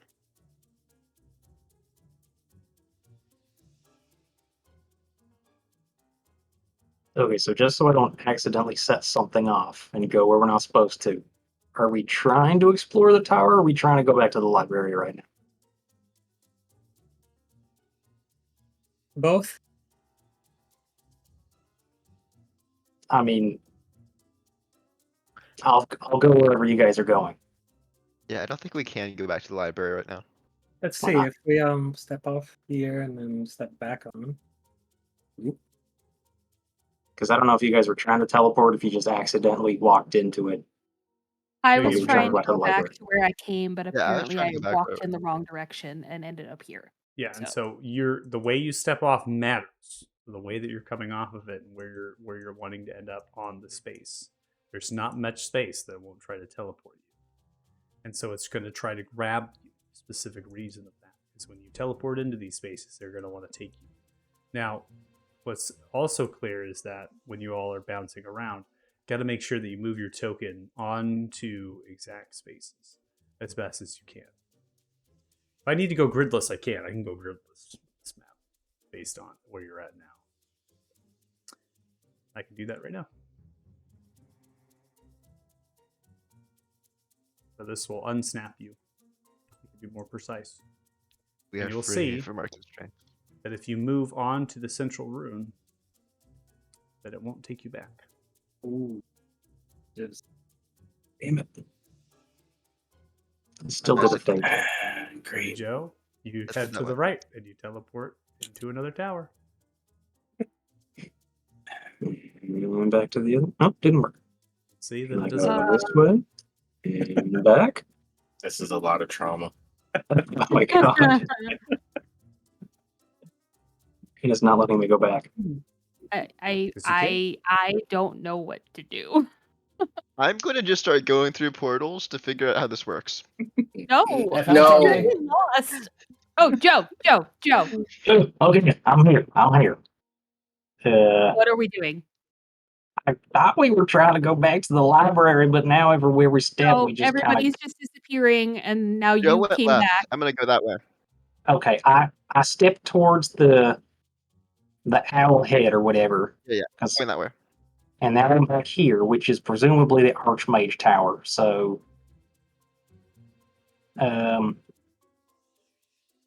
can we even get back to the library from here, or does this take us to other places? I think we're stuck. I think we just need to take a minute. So wait, Not- the gnome head, that was the one we came from originally, right? That was that Tinker's No. area, I think. Then this is the Archmage. We haven't been to the dragon or to the seahorse thing. Oh, wait, can we Thanks. draw? We can draw. Have I mentioned that I hate magic? Have I mentioned that? Now, that's usually my gig, but Okay, I mean, so I'm Felix, in agreement. so you, since you are the only one to have teleported into kind of a different area from that level of where I'm using in terms of maps. Now, you actually headed to the south. And upon using that space, eyes struck you, began to form a bubble around you. You are teleported into a labyrinth. This room is a grand hall. It is a meeting of sorts. You can see that there are podiums, stone, granite, the rugs, beautiful cut, etched perfectly underneath those spaces, cleaned. There's a trolley composing of drinks and wine. None exists at the current, except for some hard bottles of liqueur underneath. There are banners, different colors, held in high esteem, not just on the railings of the stairs, but also draped behind them. Reddish runes of gnome kind of ring around the space. Underneath them are chairs of differing color as well, noting positions, perhaps of the hierarchy that was described to you by C26. This could be for delegation, could be for meetings, for a variety of purposes. And it feels similar in architecture and style to the same level as you were on in the Artificer's Chamber.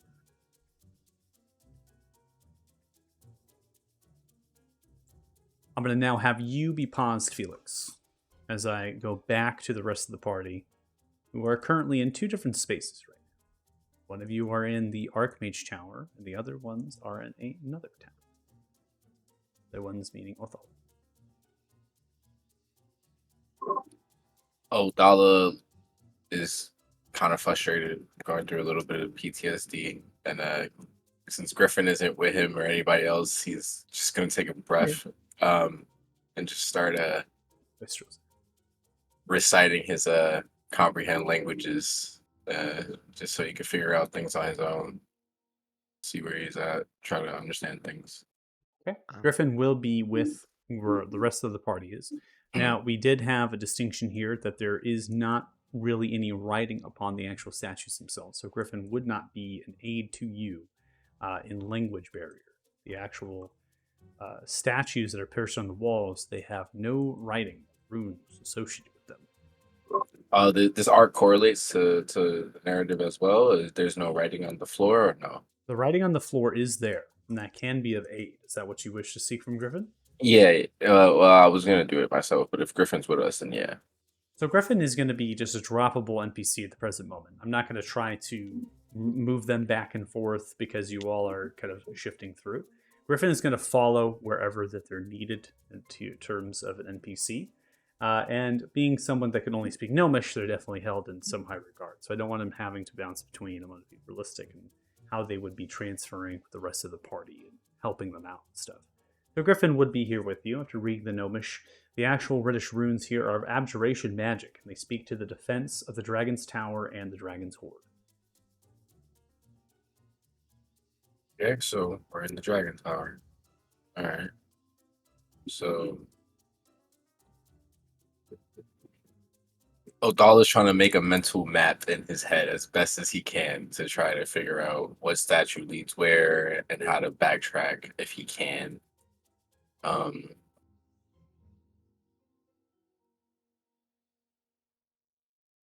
look over to Ishua's. The rest of the party. All right, they're I would assume they're back at the other tower. all right. Not liking this, not at all. Not sure where these lead to, but we know for sure if we want to get back to the library, we can take this one and work our way around to the portal room again. Seems like the gnomish face is safe, right? I Right. don't know why. It seems like those are the ones that are leading to more teleporters.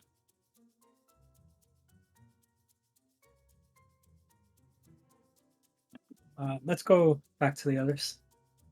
Okay.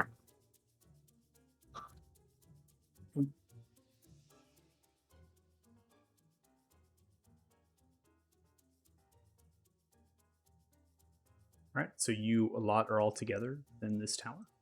Griffin now reading the runes. This relates to the Archmage Tower and to the Archmage Chambers.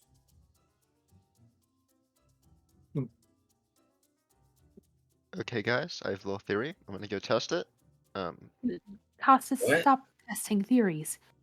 Please. Ex- Yeah, Let's let's- let the wizards are back. Let them help us. Please. I can't just start running through portals. That's No. You want to get, you know what, Costas? You want to get lost? Go Yeah. ahead. okay. We traveled to a teleporter and it stopped working, so let's not do that again. And he's gone. Teleports. And he's gone. I say we leave him here. This is so Let great. him get lost. You know, Felix, smoke it yeah, up. all right. He'll be back in a minute, hopefully. That one just leads to the other towers. Um, Okay, yeah, that's Dragon Head, Dragon Tower. Cool. this one. Hopefully he'll be able to figure that out to get back to wherever he's trying to go. All right, Costas, you emerge and you see I'm Felix doing- smoking a pipe, smoking some nice halfling green. All right, need both of you now to not move, and we're not going to come to the Archmage Tower here. Thea, Dirty Joe, Istro, Thought, what are we doing? Which way did Okay. Felix go? I'm listening to whatever Othala says. Yeah, I'm just asking. I'm following Istra. Where is Felix? Because Costas is doing Costas things. I'm very frustrated.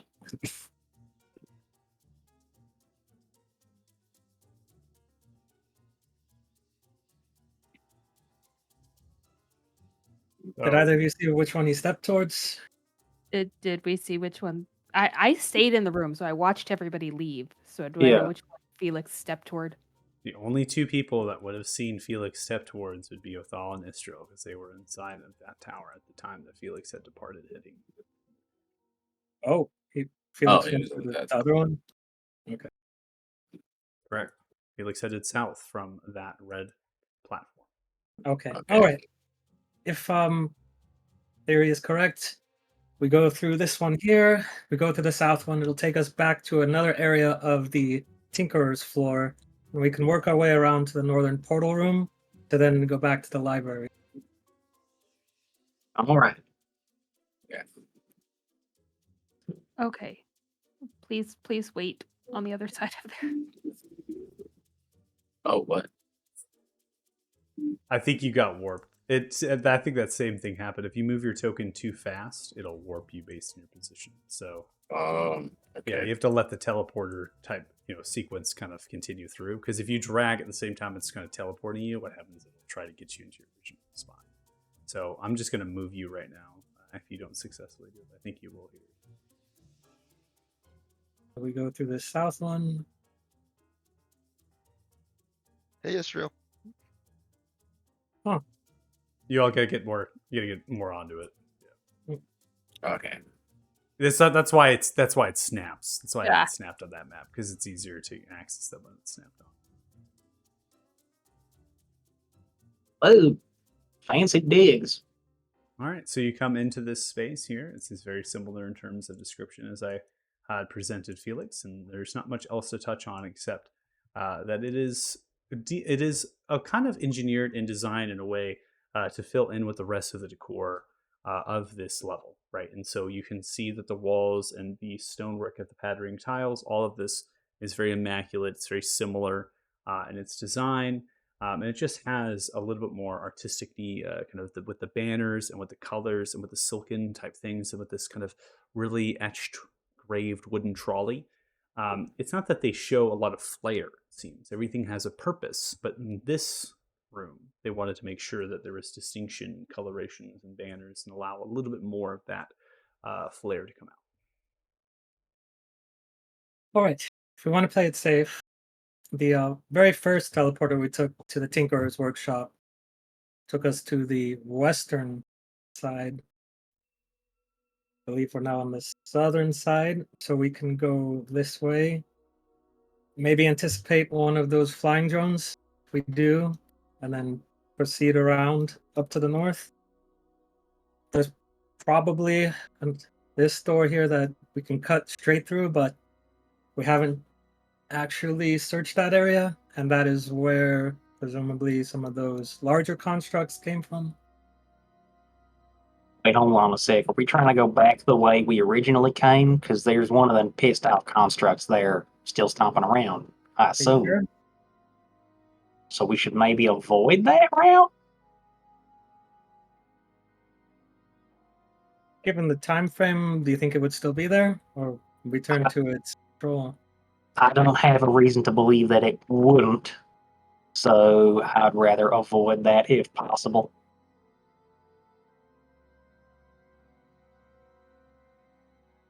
Those are our known areas. We don't know what's off on the actual western side of this floor.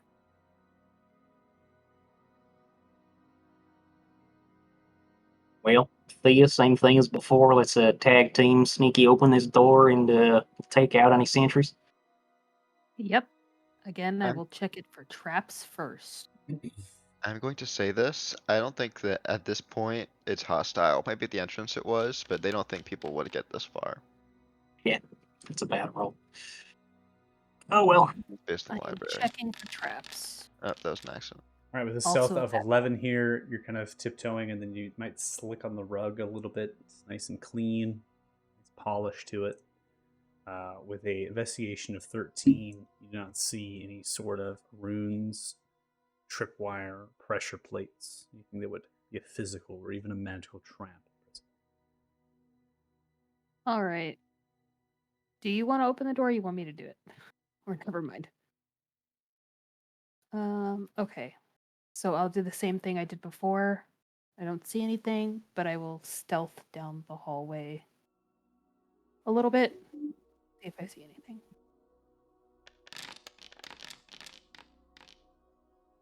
What he said? Okay.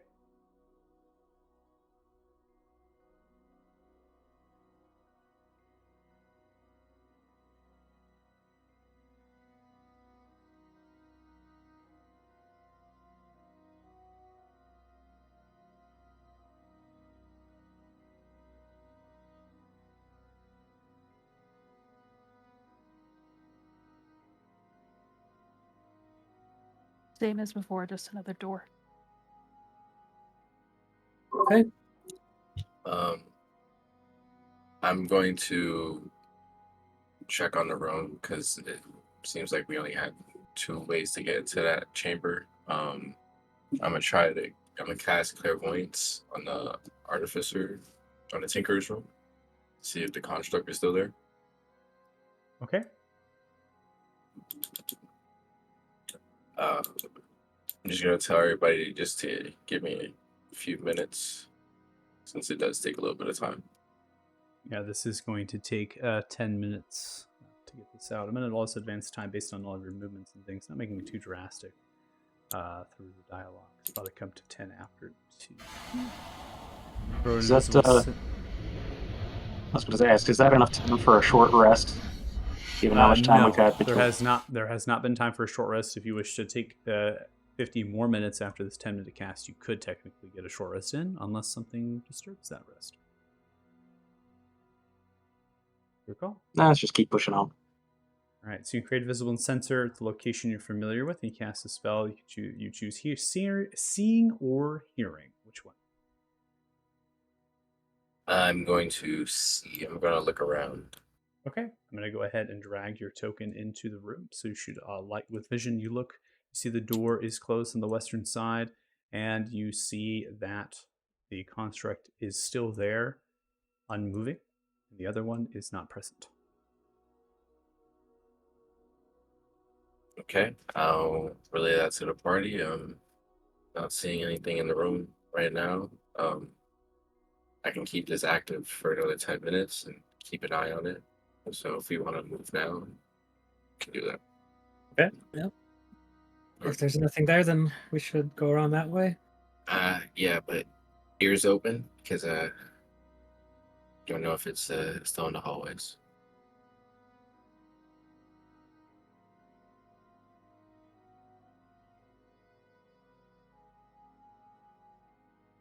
And I'm gonna keep my clairvoyance on and just keep my eyes into this room, and I'm gonna have Heavy basically be my eyes and hold my hand, guide me out. So, Istria, which way are we supposed to go?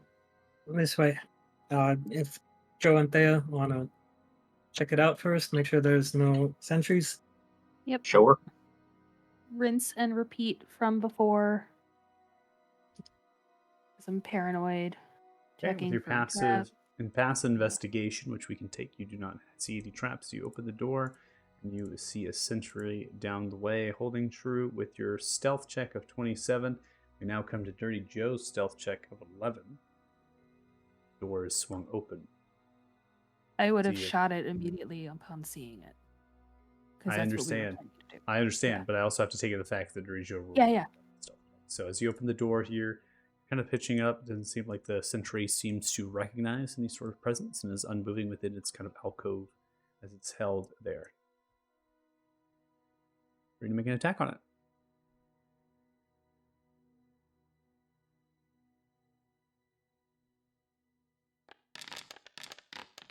Mm-hmm. 27 points pierce damage. Strike the arrow in, falters down, crashing down.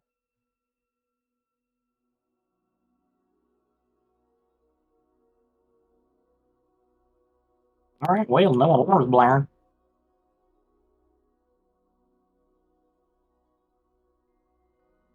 Lead the way, I guess.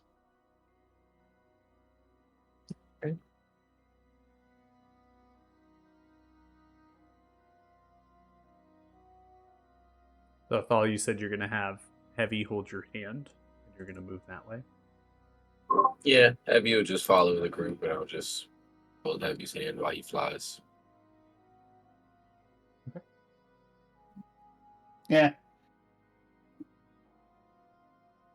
You pass over the teleporter again. I've Well, keep doing been suspending them, so the animation still goes on, but it doesn't actually warp you because I imagine people are going to do that. So I'm like, I'll just turn it off until they say they're going to do it. But good.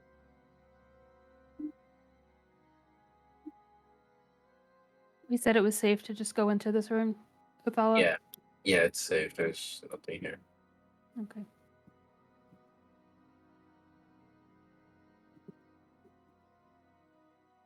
So I've just used Othala's token as the sensor. I was like, Othala? Yeah. Yeah, we could drop down an Teleportation. actual sensor, but I was like, I'll just put their token down. So at this point, I'm going to go ahead and remove the sensor, and then you're free to move your own token.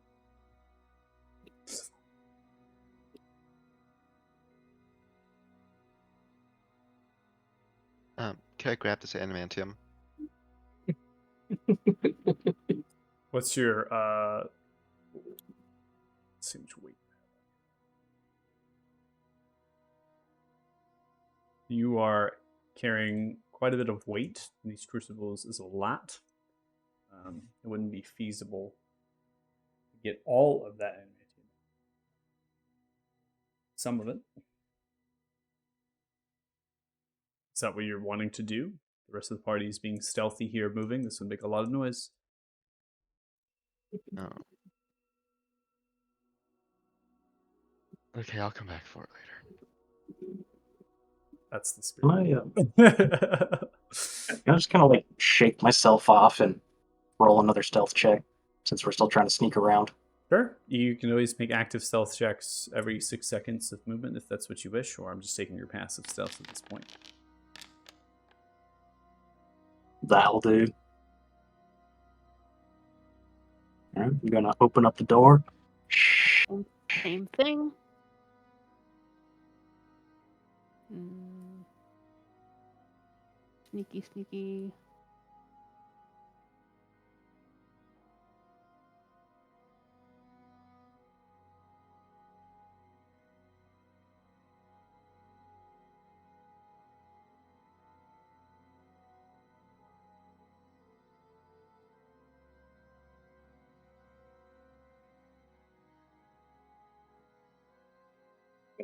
Check down the hall real quick too.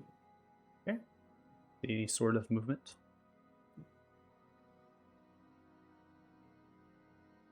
Um, All right, back through here.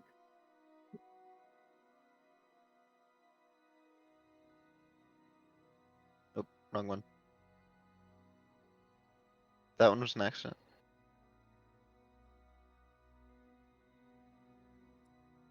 All right. So what do I have here is people teleporting into the chamber that they were previously. No. You're fine. You're Okay. okay. The animation's gonna trigger if you kind of move over certain So scary. overlappings. That's fine. But I have Felix who's staying and beginning to move, so I need no one else to do anything. Felix is the only one to move now at the present moment. Felix, I don't know which one they walked in, so yeah, they went into this one over here. So as you can ping it again if you wish. It's this one that they stepped onto. Thank you. Yep. I will say that you're able to scurry, maybe see a little bit more if you wish. Your choice.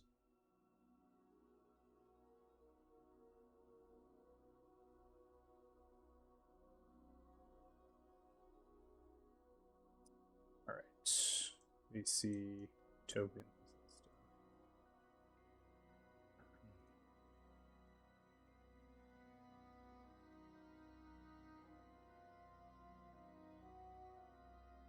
Costas, I'll move you back, buddy. Thank you. If you wish to scurry more, Felix, and get, you can maybe peek around those corners if you wish in the south side of that chamber. That's up to you. I think I would have just because it seems like we're Going around in circles, yeah. Going around circles. So, how do I get back to where that was? I'll go ahead and bring you there. 1 second. And I'll keep your token on the previous map and just let you observe before you head back towards your party. And I'm going to give you a description of what you see as you peek around the corner. So as you peek around the corner, obviously to the south as you made your walking here, you can see that there is a platform with a rune slightly greenish of a glow. This is not dissimilar than the one that pointed west from the Artificer's Chamber. And you also observe that there are sentries perched in the corners of alcoves, kind of suspended along those walls to your left and to your right. And then in between the spaces to you and the sentries are these pools. And they're segmented off by rounded stone, almost like if it's kind of like a rounded V-shaped stone or A-shaped stone, right? So it comes downwards into those pools of this purplish pink liquid. And the purplish pink liquid is kind of gurgling, it's bubbling, it's moving at times. It seems to kind of flow and spit.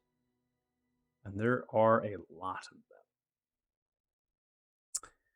In fact, right now, just by observing on the north side here, you can count 18.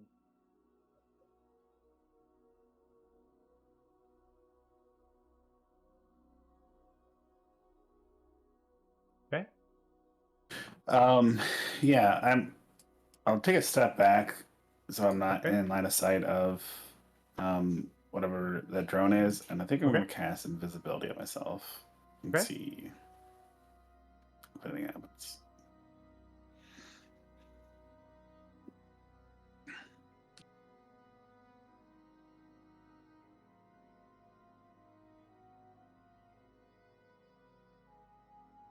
So throwing on visibility to yourself.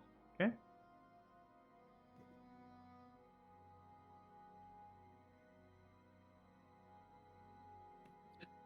If I step back out, does that like sentry follow me at all?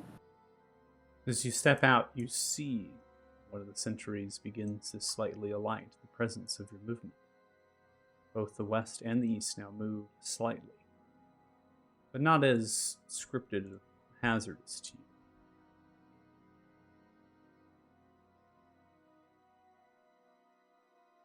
You continue to stay there. Step back. You hear the buzzing of both of them as they begin to flutter towards your direction.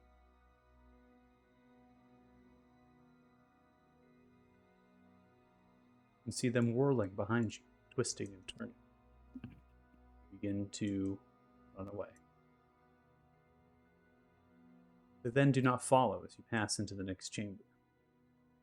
They seem to move away from you. Sound dissipate. Does it seem that they're? It looks like they're like specifically guarding that chamber. That is correct. Just for fun. You can go to other people if you want. I'm just trying to get a feel for what is over here.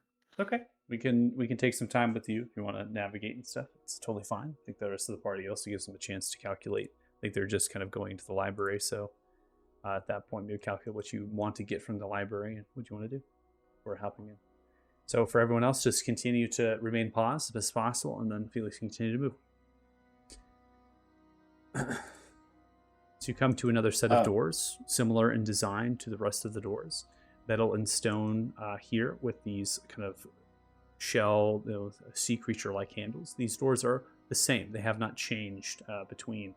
They vary too much to you in the way that it kind of arches down, is that they're just kind of connector doors in a way to some of the other chambers in the space.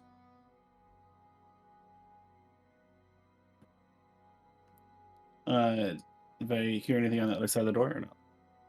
You begin to listen. Roll a perception check.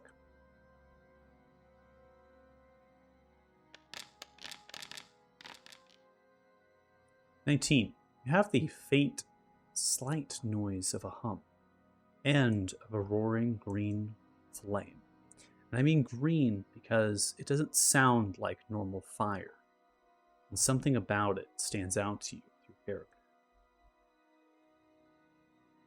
I will try to quietly open the door.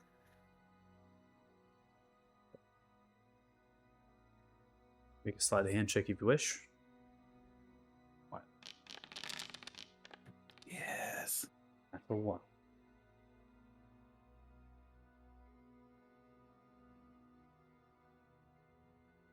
You open the door, trying to be quiet. But as you do that, you miss one of the handles. Falls, making a large clack sound as the handle comes swinging back down onto the stone and metal. Inside, you observe alchemist chamber.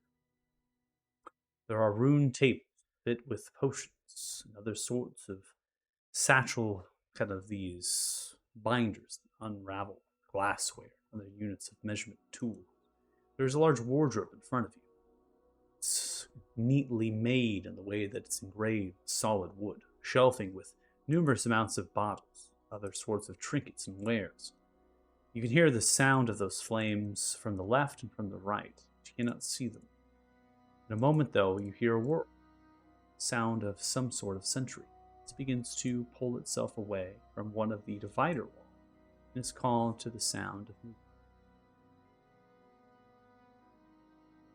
Begins to spin, coming towards you.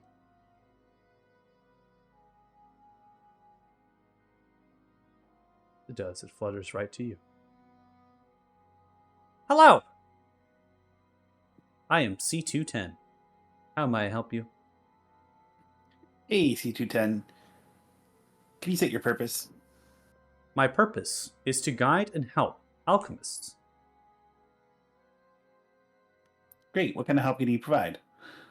I can provide numerous recipe combinations, how to combine ingredients, aid in challenging recipes,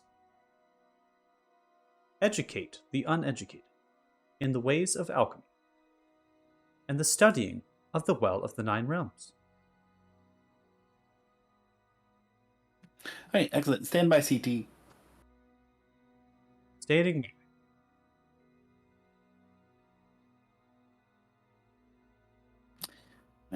I was thinking to myself, invisibility doesn't seem to work on them. Oh, cool. Portal. Is this a door to my right? Am I seeing that correctly, or is that That's on correct. the other map? that is another door, and you are able to perceive that there is a platform of a purplish coloration at the center.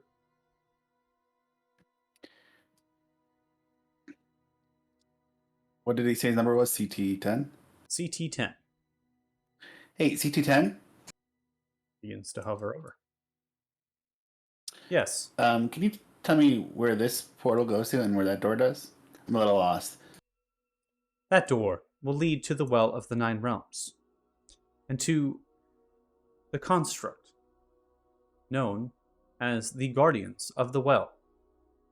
There are other guardians that exist for other intents and purposes. The What is the teleportation purpose of the Guardians of the Well? calculated.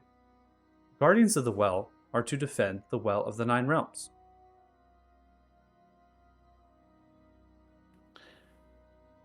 What are they defending against? Calculating. There's been a new directive recently released by one Headmaster Porritt. State new directive. Stop any intruders, particularly those with harmful intent. Describing harmful intent. Any motions, movement, any hostility.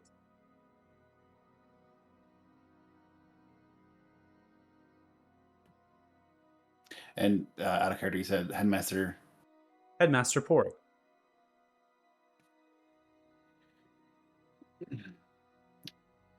Date of new directive? Date of new directive. 4 weeks, 2 days, 6 hours, 13 minutes, and 56 seconds. Great. Where does this portal, where does that lead to? This leads to the Archmage Tower and to the Archmage Chambers. Good to know. All right, we'll be back. Thank you. And then You're I'll welcome. make my way back to the party of the library. Okay. I'll go ahead and move your token for you. So I'm going to lead here, and then we will go ahead and push back you into this space. Your invisibility is going to end upon using the teleport. Just so you are aware.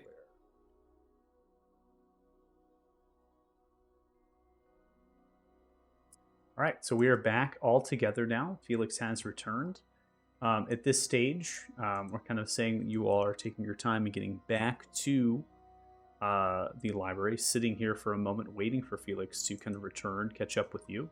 It is some time, roughly 5 or so minutes, and then Felix is to return. Oh, there you are. Thought you got eaten by a Groot. Oh no, I found the entrance to the Mage Tower and the Well of Nine Realms. But that's it. That's it. Oh, Just that. Like it's not our goal. Good job. Oh no, you got your girl's reading. I got that, so we're all good. Yeah, the reading is nice. well, good work. Is there anything guarding it? I don't know about the Mage Tower, but the Well of Nine Realms has guardians and or a guardians, plural. I wasn't quite sure. constructs that are meant to keep any intruders out. It's a new directive by the Archmage. It's about 4 weeks old. Sounds like something changed. So it's possible to navigate around it. Maybe maybe we could talk our way through, but I don't know. We could also just bumble our way through and then have to fight it. So, Wait, was all this written on like a note stuck to a door or something? How'd you find that out? Oh, you can talk to these, and I'll minor illusion, the CT, I don't know, drones, things. Yeah, it's like a you can mono talk to them. drone prism thing. Yeah. They use logic. They have like constrained reasoning, but you just got to talk to them like you know that you're supposed to be there, and don't say things that are stupid. I mean, fair enough, but when that other one in the Tinker's area, yeah, all I did was open a door and I started freaking out. I didn't attack it or nothing. Maybe it doesn't like me very much. You do point out a good point, Joe. Some areas do seem to be restricted. I walked into this one area that had like this purpley liquid. I don't know, maybe like a prison or holding cell or something like that. And these tubs of purple liquid, and they didn't like me going in there. So it's like certain areas might have different directives. Okay, well, cool, and good work finding all that out. Yep. Right. So we go back to the library, we pick up the copies of the books, and then I think maybe we ask the drone in the library or the one you spoke with if there's a way to reach where Headmaster Porig is. And then maybe they can shut down the Guardians so we can get to the well. Hey, it's a solid plan. Alright, to the library, I guess.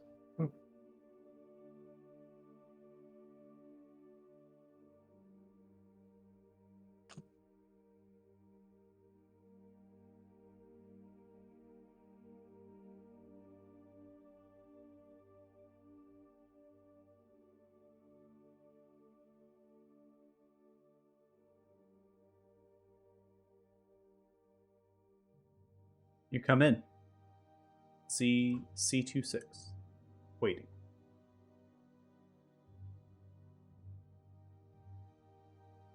Turns and looks towards you, Constance. Hello, Initiate. Hi, yes. Do you have any, can I continue on, looking for that book I was asking about earlier? Calculating. Aha. Initiate. Please select a category from this list.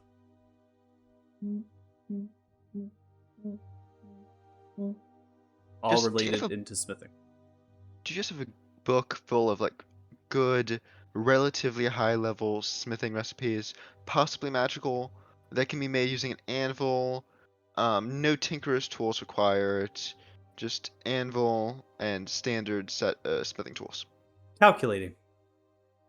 Calculating. Can you be more specific? Can you add, what kind of specificity would you be useful? I have over 526 volumes that relate to what you have given me. Please be more specific. Combat oriented recipes, yes, preferably magical.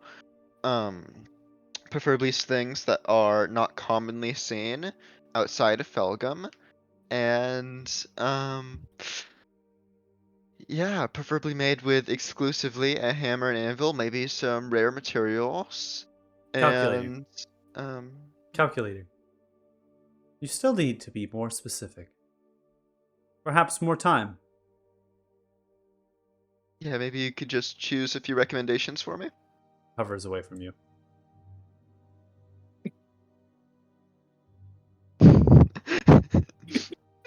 You know what thing is, I know they have it. Gotta be more specific. There's a lot of things there's a lot of things you can smith. There's a lot of things that require an anvil. There's a lot of things that require rare materials. There's a lot of things that are related to combat. There's a lot. Like weapons, armor. There's a lot of magical weapons in existence. Just Is it ask like- for the first two. Yeah, it's like a compendium of like what's the most popular one? Most popular one. The most popular or most well-regarded book. Like if you were to ask the archmage or the high artificer, what would they Like, you're gonna recommend? break them. Hovers back. Calculating. I can see that you have had more time. Have you thought of anything more specific? A book that has a large collection. It is which one of them has the books, like probably the 10 books with the most recipes in them of the 520 plus you've selected. Aha! You wish for the 10 largest books from the category that you were presented. Yes, combat related, smithing, magical, with rare materials. Yeah. Calculating. Calculating.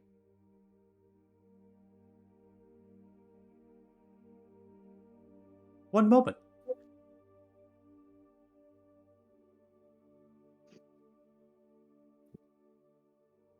Joe's gonna stick his feet up on the table, I'm start so taking a sorry. nap. Wow. I thought this would be faster. Begins to flutter off. Cannot be the time to pick a book.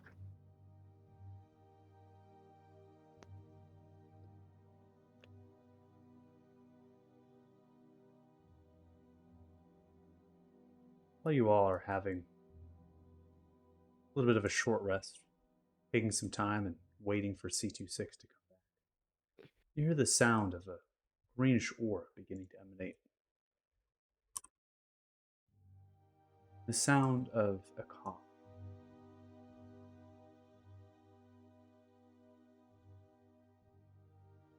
I'm sorry, the sound of what? You hear the sound of a cough echo from the east. The sound of energy being moved.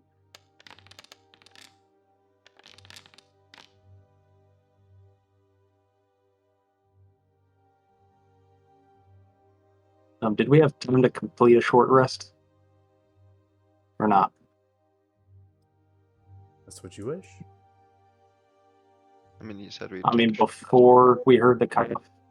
I said while Uh. you were waiting and you were taking your short rest. Not that you had taken a short rest, that you were waiting while you were taking. Fast as you jump in the gun. All good. Oh, okay. It's all Never good. mind. It's in the interval of that hour. Okay. Sentry has not yet returned after 35 minutes. Then you can observe the spiraling of the bookshelves. As they move of their own accord, now with more time, they actually will spiralize themselves in the shelving. You hear the steps of something small and can see a very old gnome. Sits themselves down onto one of the tables, letting out a small cough and another one, smoking a pipe. Begins to cackle with purple and pink lightning sprawling from the pipe into their eyes.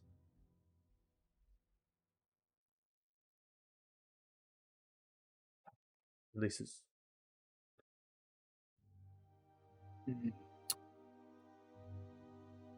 Joe is gonna, following the sound, he's gonna go over and see what's going on. Stops And- and stares and looks at you. What? Ah! You wouldn't happen to be Headmaster Porrig, would you? Ah! Ah! Looks towards you to cast magic. Roll initiative.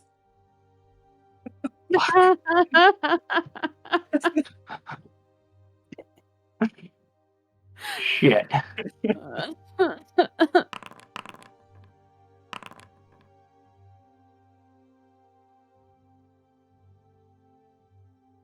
I'm gonna go on short rest. My character. Okay.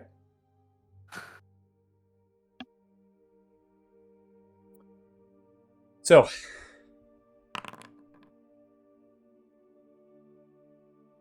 everyone rolling their initiatives here. I think we all have our initiatives placed, except for. Here we go.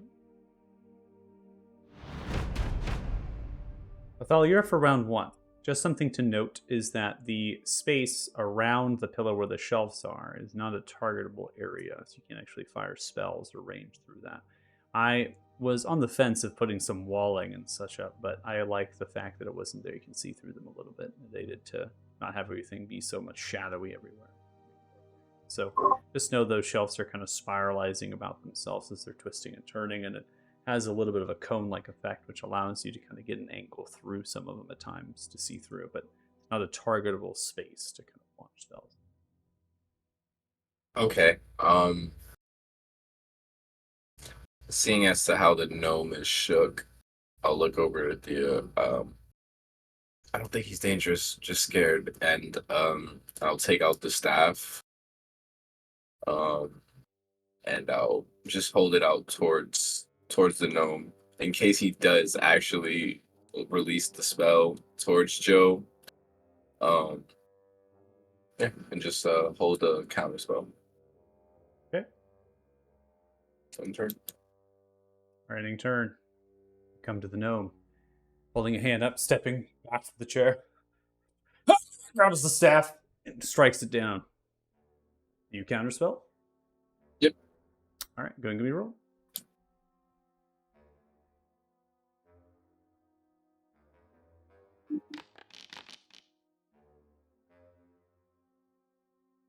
All right. That's 5 modifier.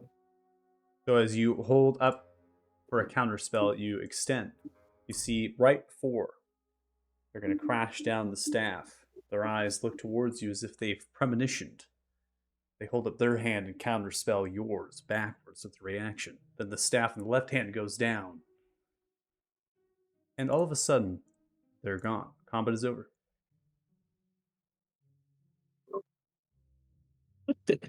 Well, that wasn't very nice.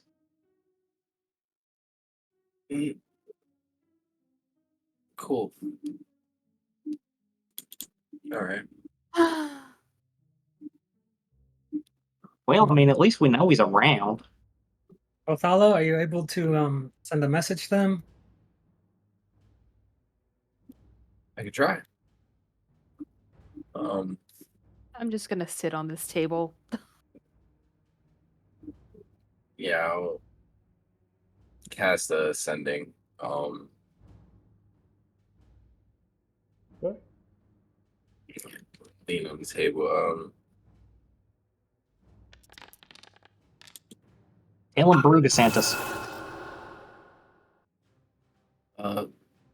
Sorry if we startled you. We mean no harm. We're friends with Bruga. She sent us over here. If you give us a chance, we can show you the sigil.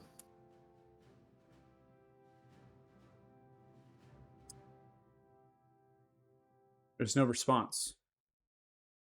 It's unclear if they have chosen not to respond or it did not reach them. Well, let's just rest and wait. I don't think he's dangerous. D26 comes fluttering back, wobbling back and forth.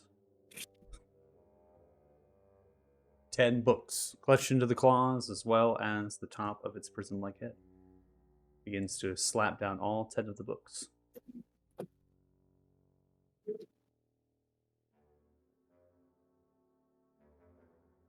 So, Costas, you gonna speed read through all them? You're able to get a copy of these, right? Calculating. Initiates are not allowed copies. You Hey, have approximately 1 hour or the books will be returned. Joe, I need to borrow you. Nope, not gonna mess this place up any more than it already has been by us.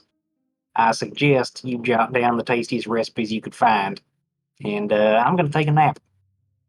Okay, fine.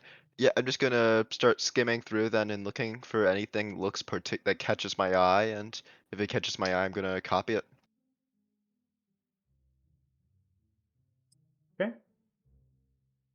See, Or at this is least where we make come into I don't know what's going to catch your eye. So this is why we had to be more specific. So I kept asking for more specificity about, Yikes. combat style. It could have been, a suit of armor, maybe a particular odd, like the item type, perhaps. Could I try So, something? You were very out there. Yeah. Good. Maybe cost us catch up. C26, could I get a copy of the recipe for the enchantment procedure of True Sight? Calculating. Aha. Yes. One moment. It's to flutter over. Pulls out a Okay, book. for the In about 1 minute time, comes back fluttering. Sets a small book on common enchantments related to fiends. Yep. we're gonna need the copies of a lot of books.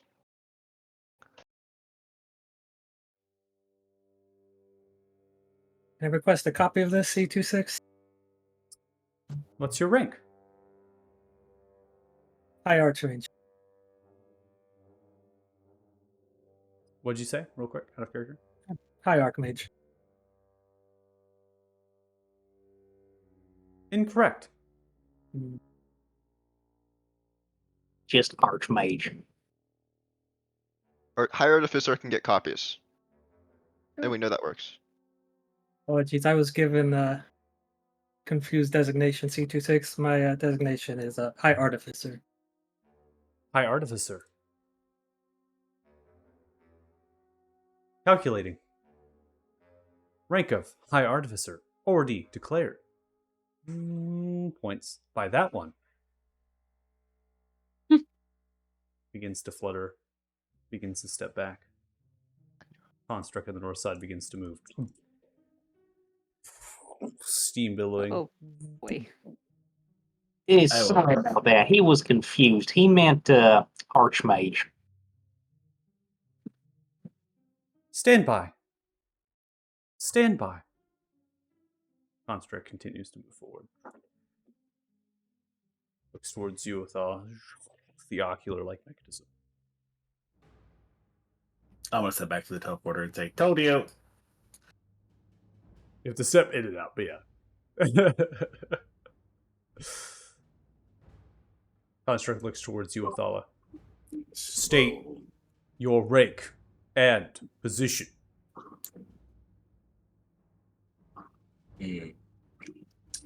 What was it? Lore Master, High Lore Master, Incorrect. Lore Weaver, High Lore Master is not an adequate rank for Felgrim researchers. Scanning. Hostilities detected. The gauntlet begins to power up, goes in for a swing at you, Athala. Everyone roll initiatives besides Felix. I would like to roll initiative. That's okay. Yes, we can get your initiative. Wait, you said beside who? Well, Felix, I kind of assumed you were outside of the conflict. We can have your initiative rolled here, and I think it will pop it up on the other one for us. And when it comes to your turn in combat on this other map, I will prompt you kind of shift over to that map and see what you want to do.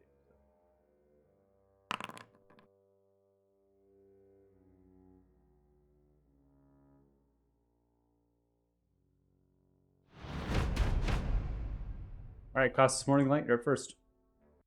Can I use my object interaction to stuff the books in my bag? You can only use your object interaction on one object, sir. You have 10 I'll just- large, massive books.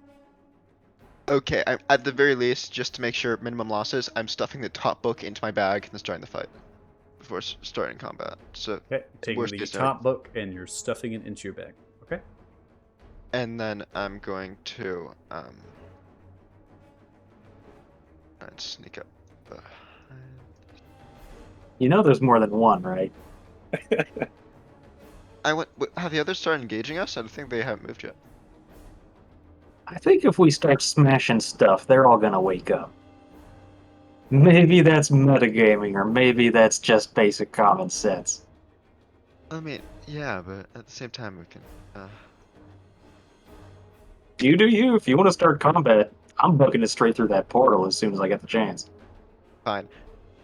Can I just throw all my books at the portal then and just run to the portal then as well? You only have one reaction for an object. You're able to get a book stashed away. You want to take an action? No, but like, you can I use my grab- action to like shove the books at the portal and then go at the portal? You want to take all of the books and you want to try to throw them, all 9 of them, try to throw them at portal. Okay, I want you to make a strength check. Yes.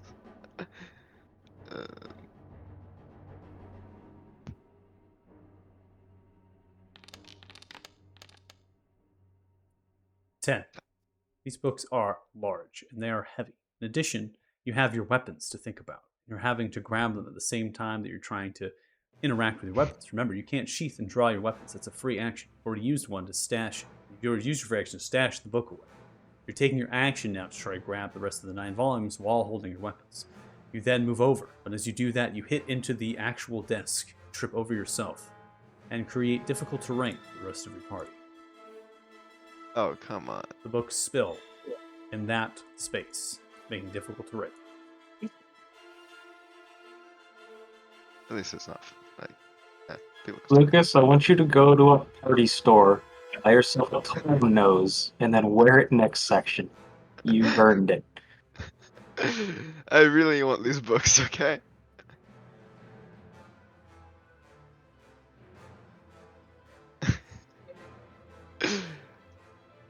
Yeah, that's everything.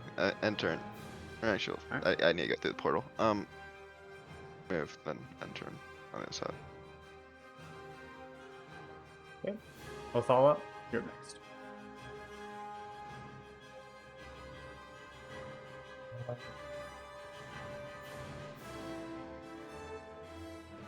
Gotta get to the portal.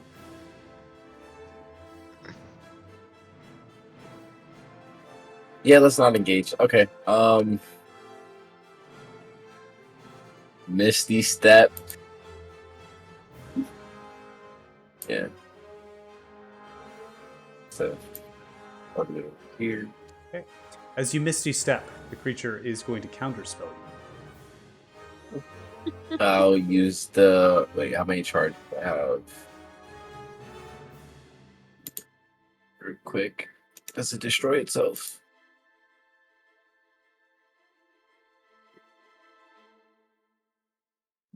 Oh, nope, can't use the staff. Okay, I'll use regular counterspell.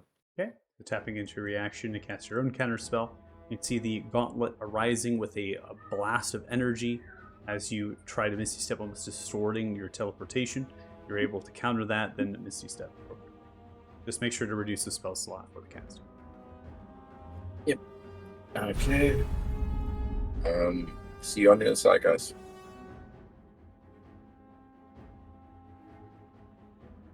All right. All right, ending the turn. I'm going to cycle back and forth, make sure the turn marker and represented turn order. It's actually the golem's turn. The golem is going to see Brett closest in target, looks towards you there, and goes in for 2 slam attacks. First slam comes through. A 20 strikes into you. Deals 33 total points of bludgeoning damage. As it does, it comes with the secondary slam. You state what you want to do. I'm gonna rapid fire because I'm pushing the pellet, so you gotta state if you're gonna do it. Uncanny dodge. Okay. I'm gonna uncanny dodge the source of the first attack. I'm gonna take. I'm gonna give you back 17 back to you. The second attack is going to crash into the desk, just your right hand side, smashing through. And as it smashes through, you see that the actual creature is going to sidestep in space, turning, relevant position, grabs itself, begins to open the 2 vents as a breath begins to billow from it, aimed at 3 of your companions.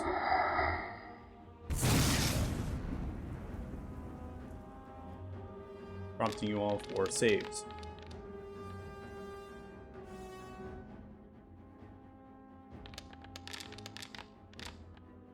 I'm using a lucky. I got one left. Go ahead and re-roll.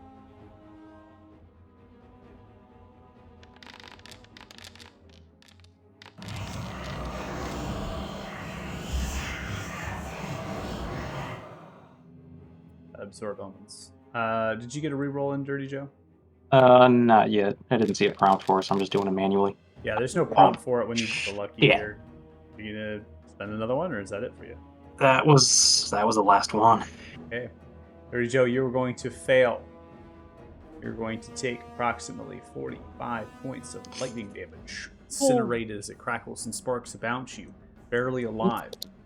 Istral, I have you at a 14. That is a failure. However, you are tapping into your absorb elements as a reaction, and you're able to resist the lightning damage down to 22 total points.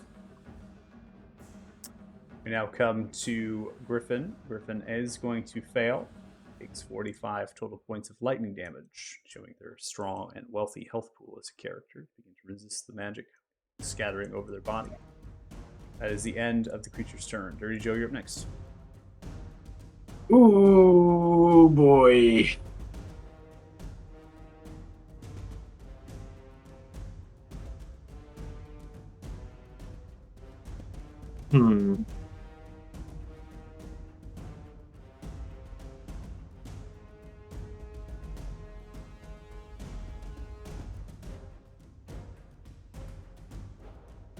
What are the odds that if I cast Pass Without Trace and try to go stealth, it'll still see me? I mean, I know you can't really answer that. Is that something in combat you can really do if you're already in combat?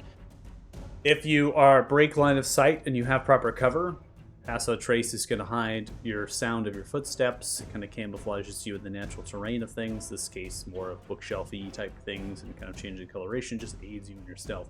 But if you are in plain sight, the stealth is not applicable. You're not stealth in plain sight to the creature. It's Yeah.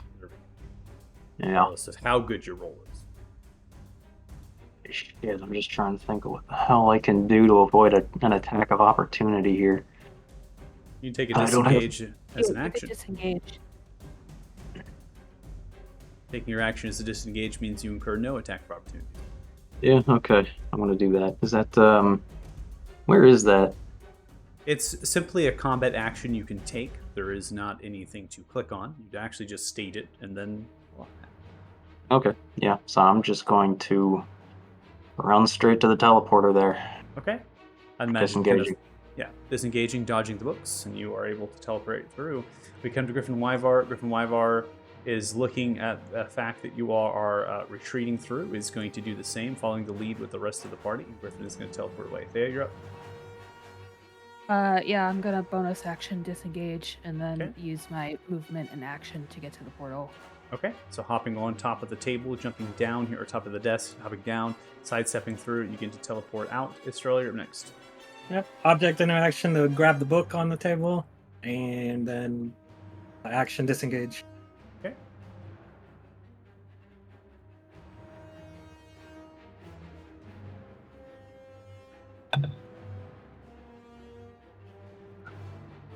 All right, so now that everyone has disengaged away from this fight, we're now going to come a little bit back into an out of combat state. However, Felix, you were the last in the turn order.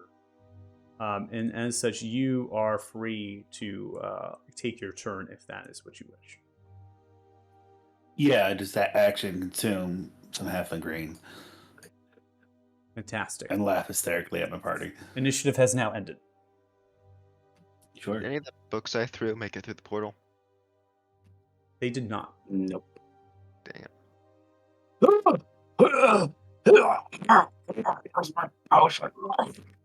I am Man, you casting- could have just said initiate. We knew that one worked. I am casting Aura Vitality. Okay. Let's have a I'm gonna potion cure being chugged. wounds, Joe. And that's going to take a bit, but that should do a lot of healing. Let's see. Yeah, that's so give me 1 second. You all are stacked up over each other, so I gotta find your token. Apparently, laundry list of things. I don't think I can actually select your token. That's really funny. Want me to move? No, I got you. I gotta move Felix. All good. You can remove your targeting, and I just need you to roll the d6s. So I believe it's a minute. Hold on. Yeah, minute cast. 20d6. And you're gonna basically, yeah. So 2d6. Minute casting, 6 seconds. 10, 40 so 20. d6. Well, it lasts 1 minute, correct? Yeah, 20 d6. Yeah, no. Yeah. And I already 20 did 2 d6. from the first thing, so 18 Yeah. more. Correct. There we go. Okay, and then you can divide that health pool as you wish, and then Dirty Joe makes sure to tack on 8 hit points to yourself. And then someone said they were throwing a Cure Wounds out. Yeah, whoever has any leftover damage, I'll throw Cure Wounds out on them. Okay. So go ahead and divide Costas to 63 if you... Whoop. Okay. So let's see. I can't tell how much people are hurt for. We're all too stacked. Separate yourself! Well, Dirty Joe has the most in terms of damage. You're fine. You're triggering the animation. Just stay where you're at. So Dirty Joe has the most health pool loss. They are at 16 from 72.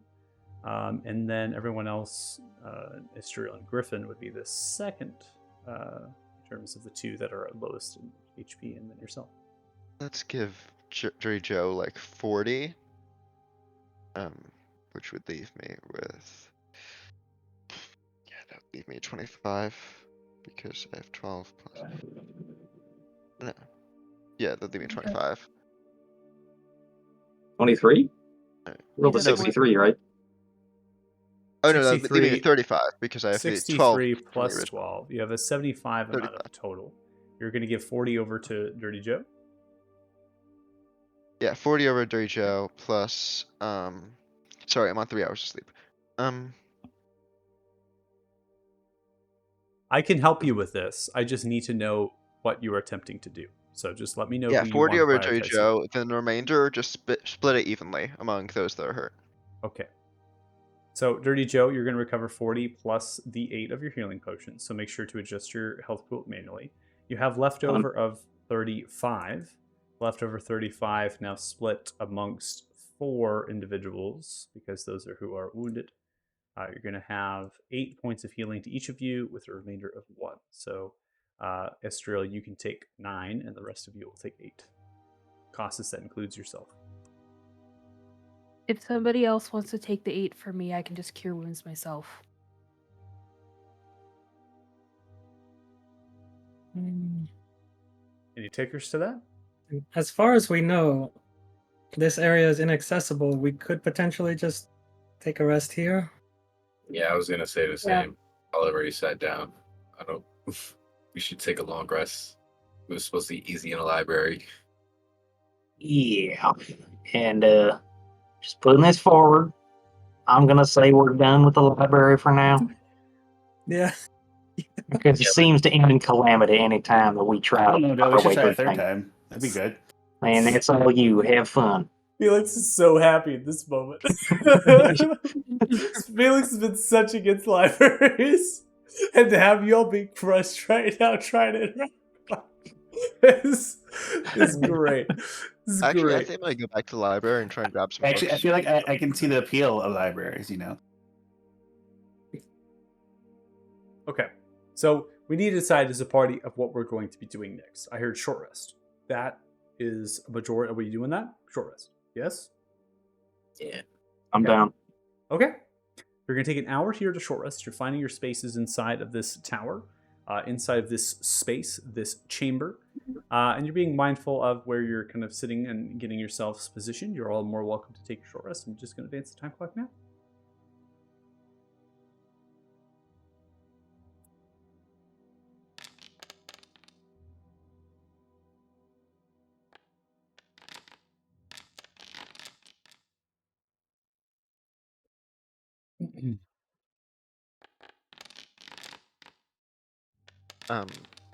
I just took away the health from my previous rolls.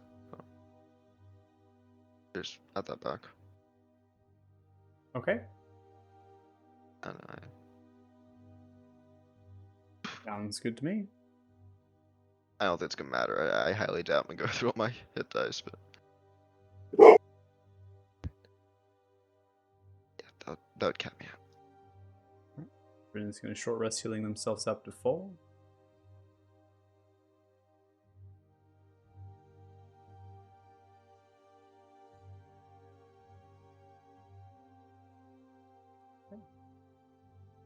As we take our short rest here after the hour, nothing happens. No one teleports in. You all are just here. The absence of noise. There's nothing. Kind of a little bit maybe of an echo, but that's it. You're all just bandaging yourselves, healing your wounds, adjusting your armor, positions. Maybe you feel a little bit more wise.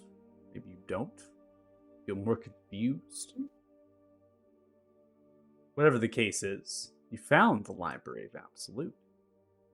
And one of your party members might know where the Well of the Nine Realms is. Taking out some of the sentries. And Costas got some cool crafting recipes. It Costas was got- all worth it. I really got want to go a- back and get the rest of those. Costas got a book of crafting. Yeah. And Istro got a book of common enchantments.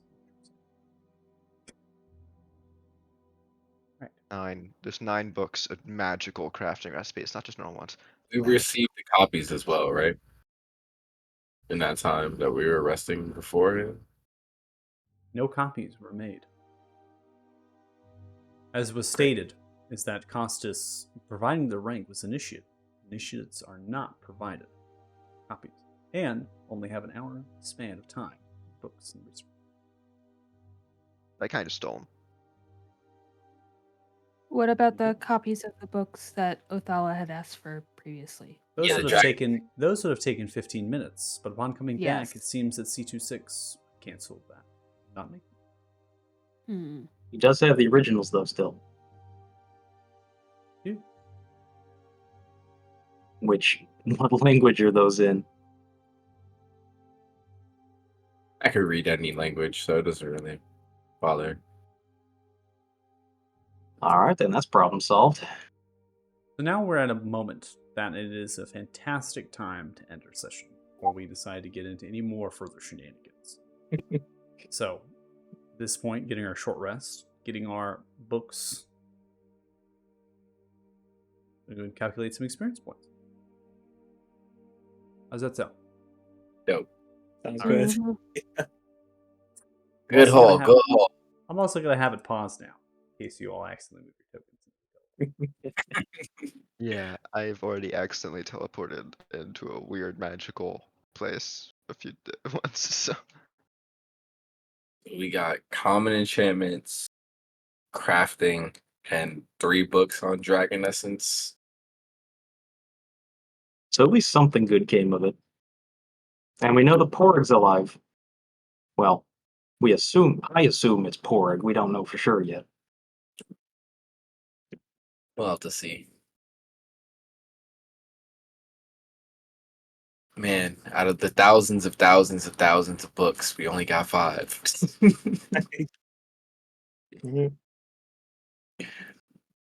I mean, we I guess what comes down to we could have played that better. This whole session could best be described as a bumbling clown fiesta. exactly. A kerfuffle, if you would.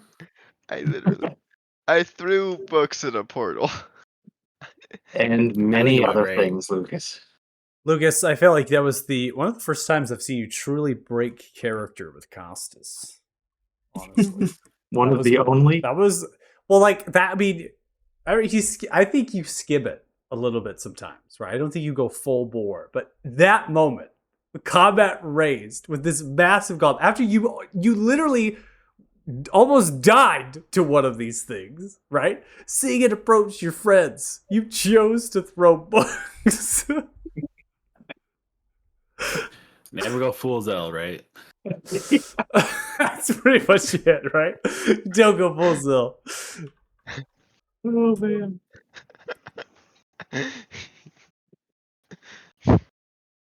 All right, so we have 2,257 experience each, puts you at 85,076 experience total.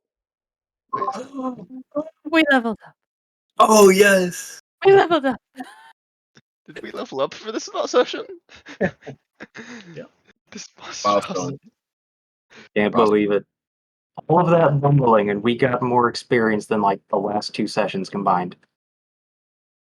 We didn't deserve a level up for that. Oh my god. This is awesome. You deserve a level up for that. No, Should no, we, no. Should we go to milestone leveling? Lucas No, I doesn't didn't need a say. level up for that. Great. Oh, this is amazing. So for your character,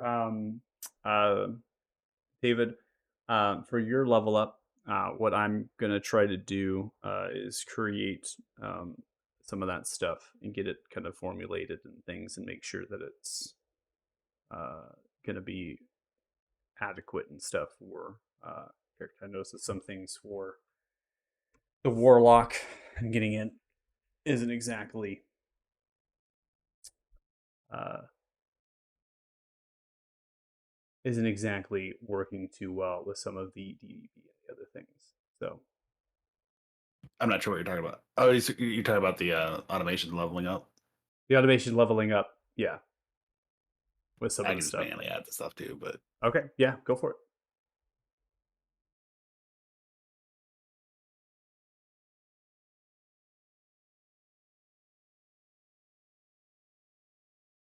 Some notes based on this book's made.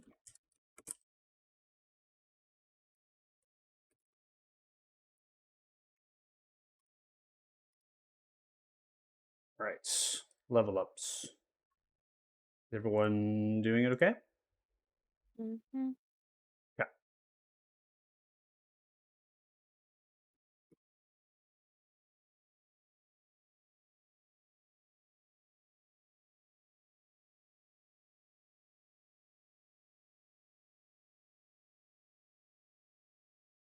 Sorry, I was muted.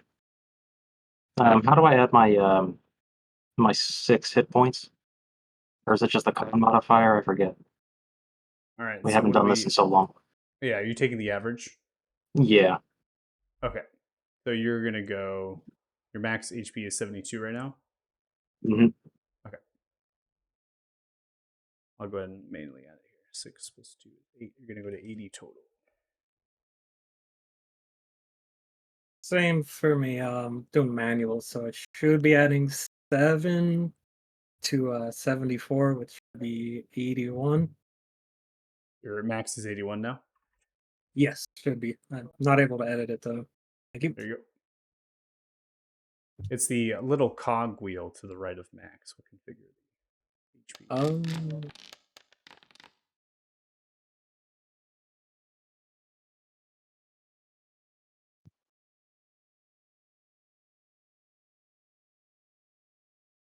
Yes. Man, those constructs pack a punch. Yeah, they do. I'm going to change one of my cantrips for the level up. Okay. What cantrip are you changing? I'm going to remove Spirit of Dying. Remove Spare the Dying. Okay. What cantrip are you selecting instead? I'm going to go with. I think I'm gonna go back to Ray of Frost. All right. I'm going to go ahead and drag in Ray of Frost into your cantrip. There you go. Cool beans. Oh, yeah. I got everything else. Yeah, I'll be able Okay. to handle the spells. Okay. Just want to make sure everything is good. It looks like I can add volley as my multi attack for 11th level. How do I do that?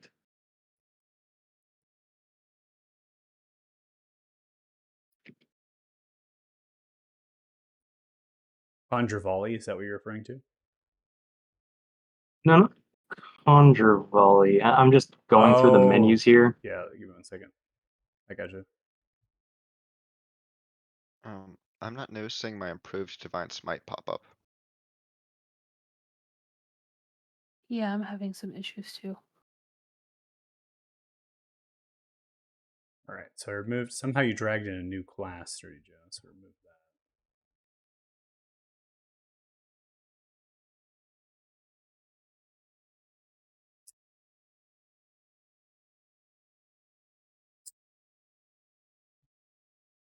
Do you want to go for?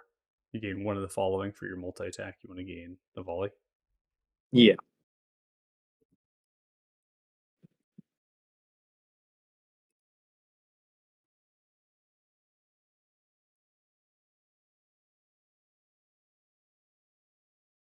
Yay! I think that's it for Ranger, unless I'm mistaken.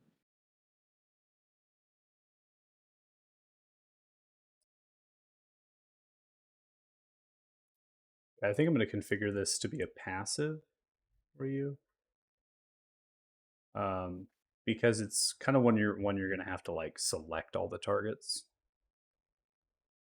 Okay. It wants to draw a square template, but technically you can use any sort of weapon, right, for this kind of thing. If it has to be a ranged weapon, obviously. So what I'll do is I'll just have it be a passive, and then when we want to use it, we'll just have you shift target the actual targets, because it states you're going to make a separate attack roll for each target. So technically, it will work that if you have multiple targets in front of you and you target them all, so shift T, right, and you're just targeting all of them, so it makes your bullseyes on all of them, then you just click your bow, and technically it will fire off separate attacks for each one.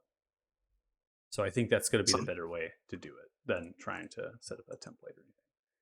Okay, so going through Thea. I should, I should at level 9 have a steady eye, but I don't know if it's just not going to show up or. Yeah, so anything I believe for the subclass is not going to automatically drag it. Yeah. Sure, I got So it. I get advantage on any wisdom or intelligence check if I move no more than half my speed on the same turn. Okay, so for that, there's not really a good way of putting in a macro or anything for that. So Okay.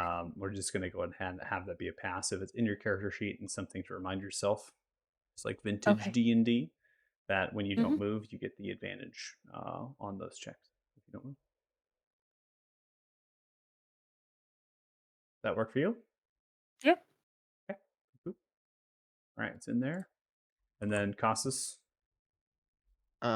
I didn't see my improved divine smite pop up. Maybe I'm just not seeing it.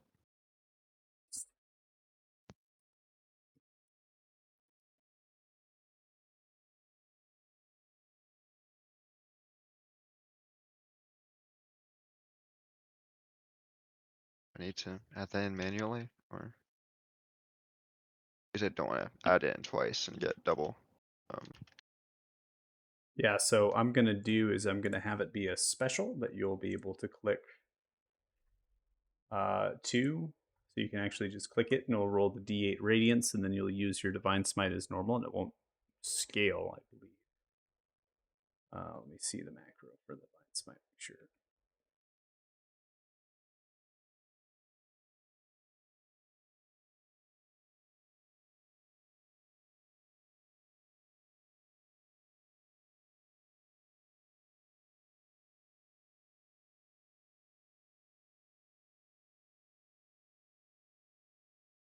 Might actually work to scale it. Test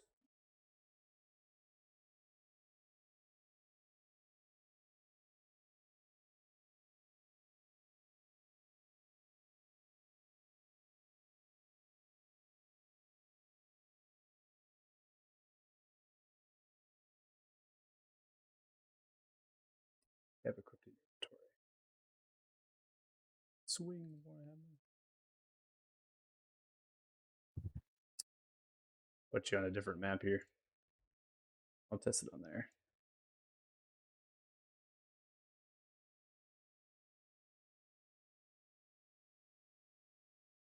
think the macro, according to the language, might actually do that. Have it within the actual.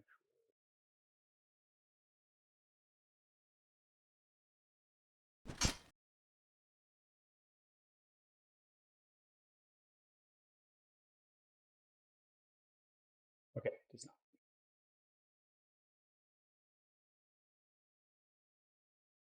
So we can do this.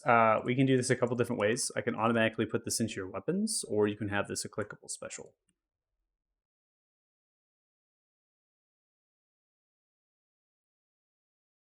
So basically, something that you're going to click every time that you swing your weapon, and you want to, because basically it's going to happen every time you hit, right? So, I can put that D8 radiant damage into every weapon within your inventory.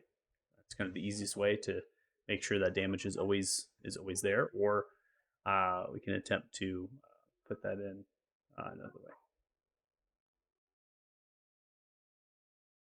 So, I also have having the stream live. I forgot to actually turn it off. So, oh, good. I'll go ahead and close it out now. So, if you're watching, thanks so much. Really appreciate it. Enjoying the level up, I guess. We all go silent and start working out stuff. Yeah. Anyways, thanks so much. Hope you check us out Saturdays at 4 p.m. PDT. And bye. Bye. Bye bye.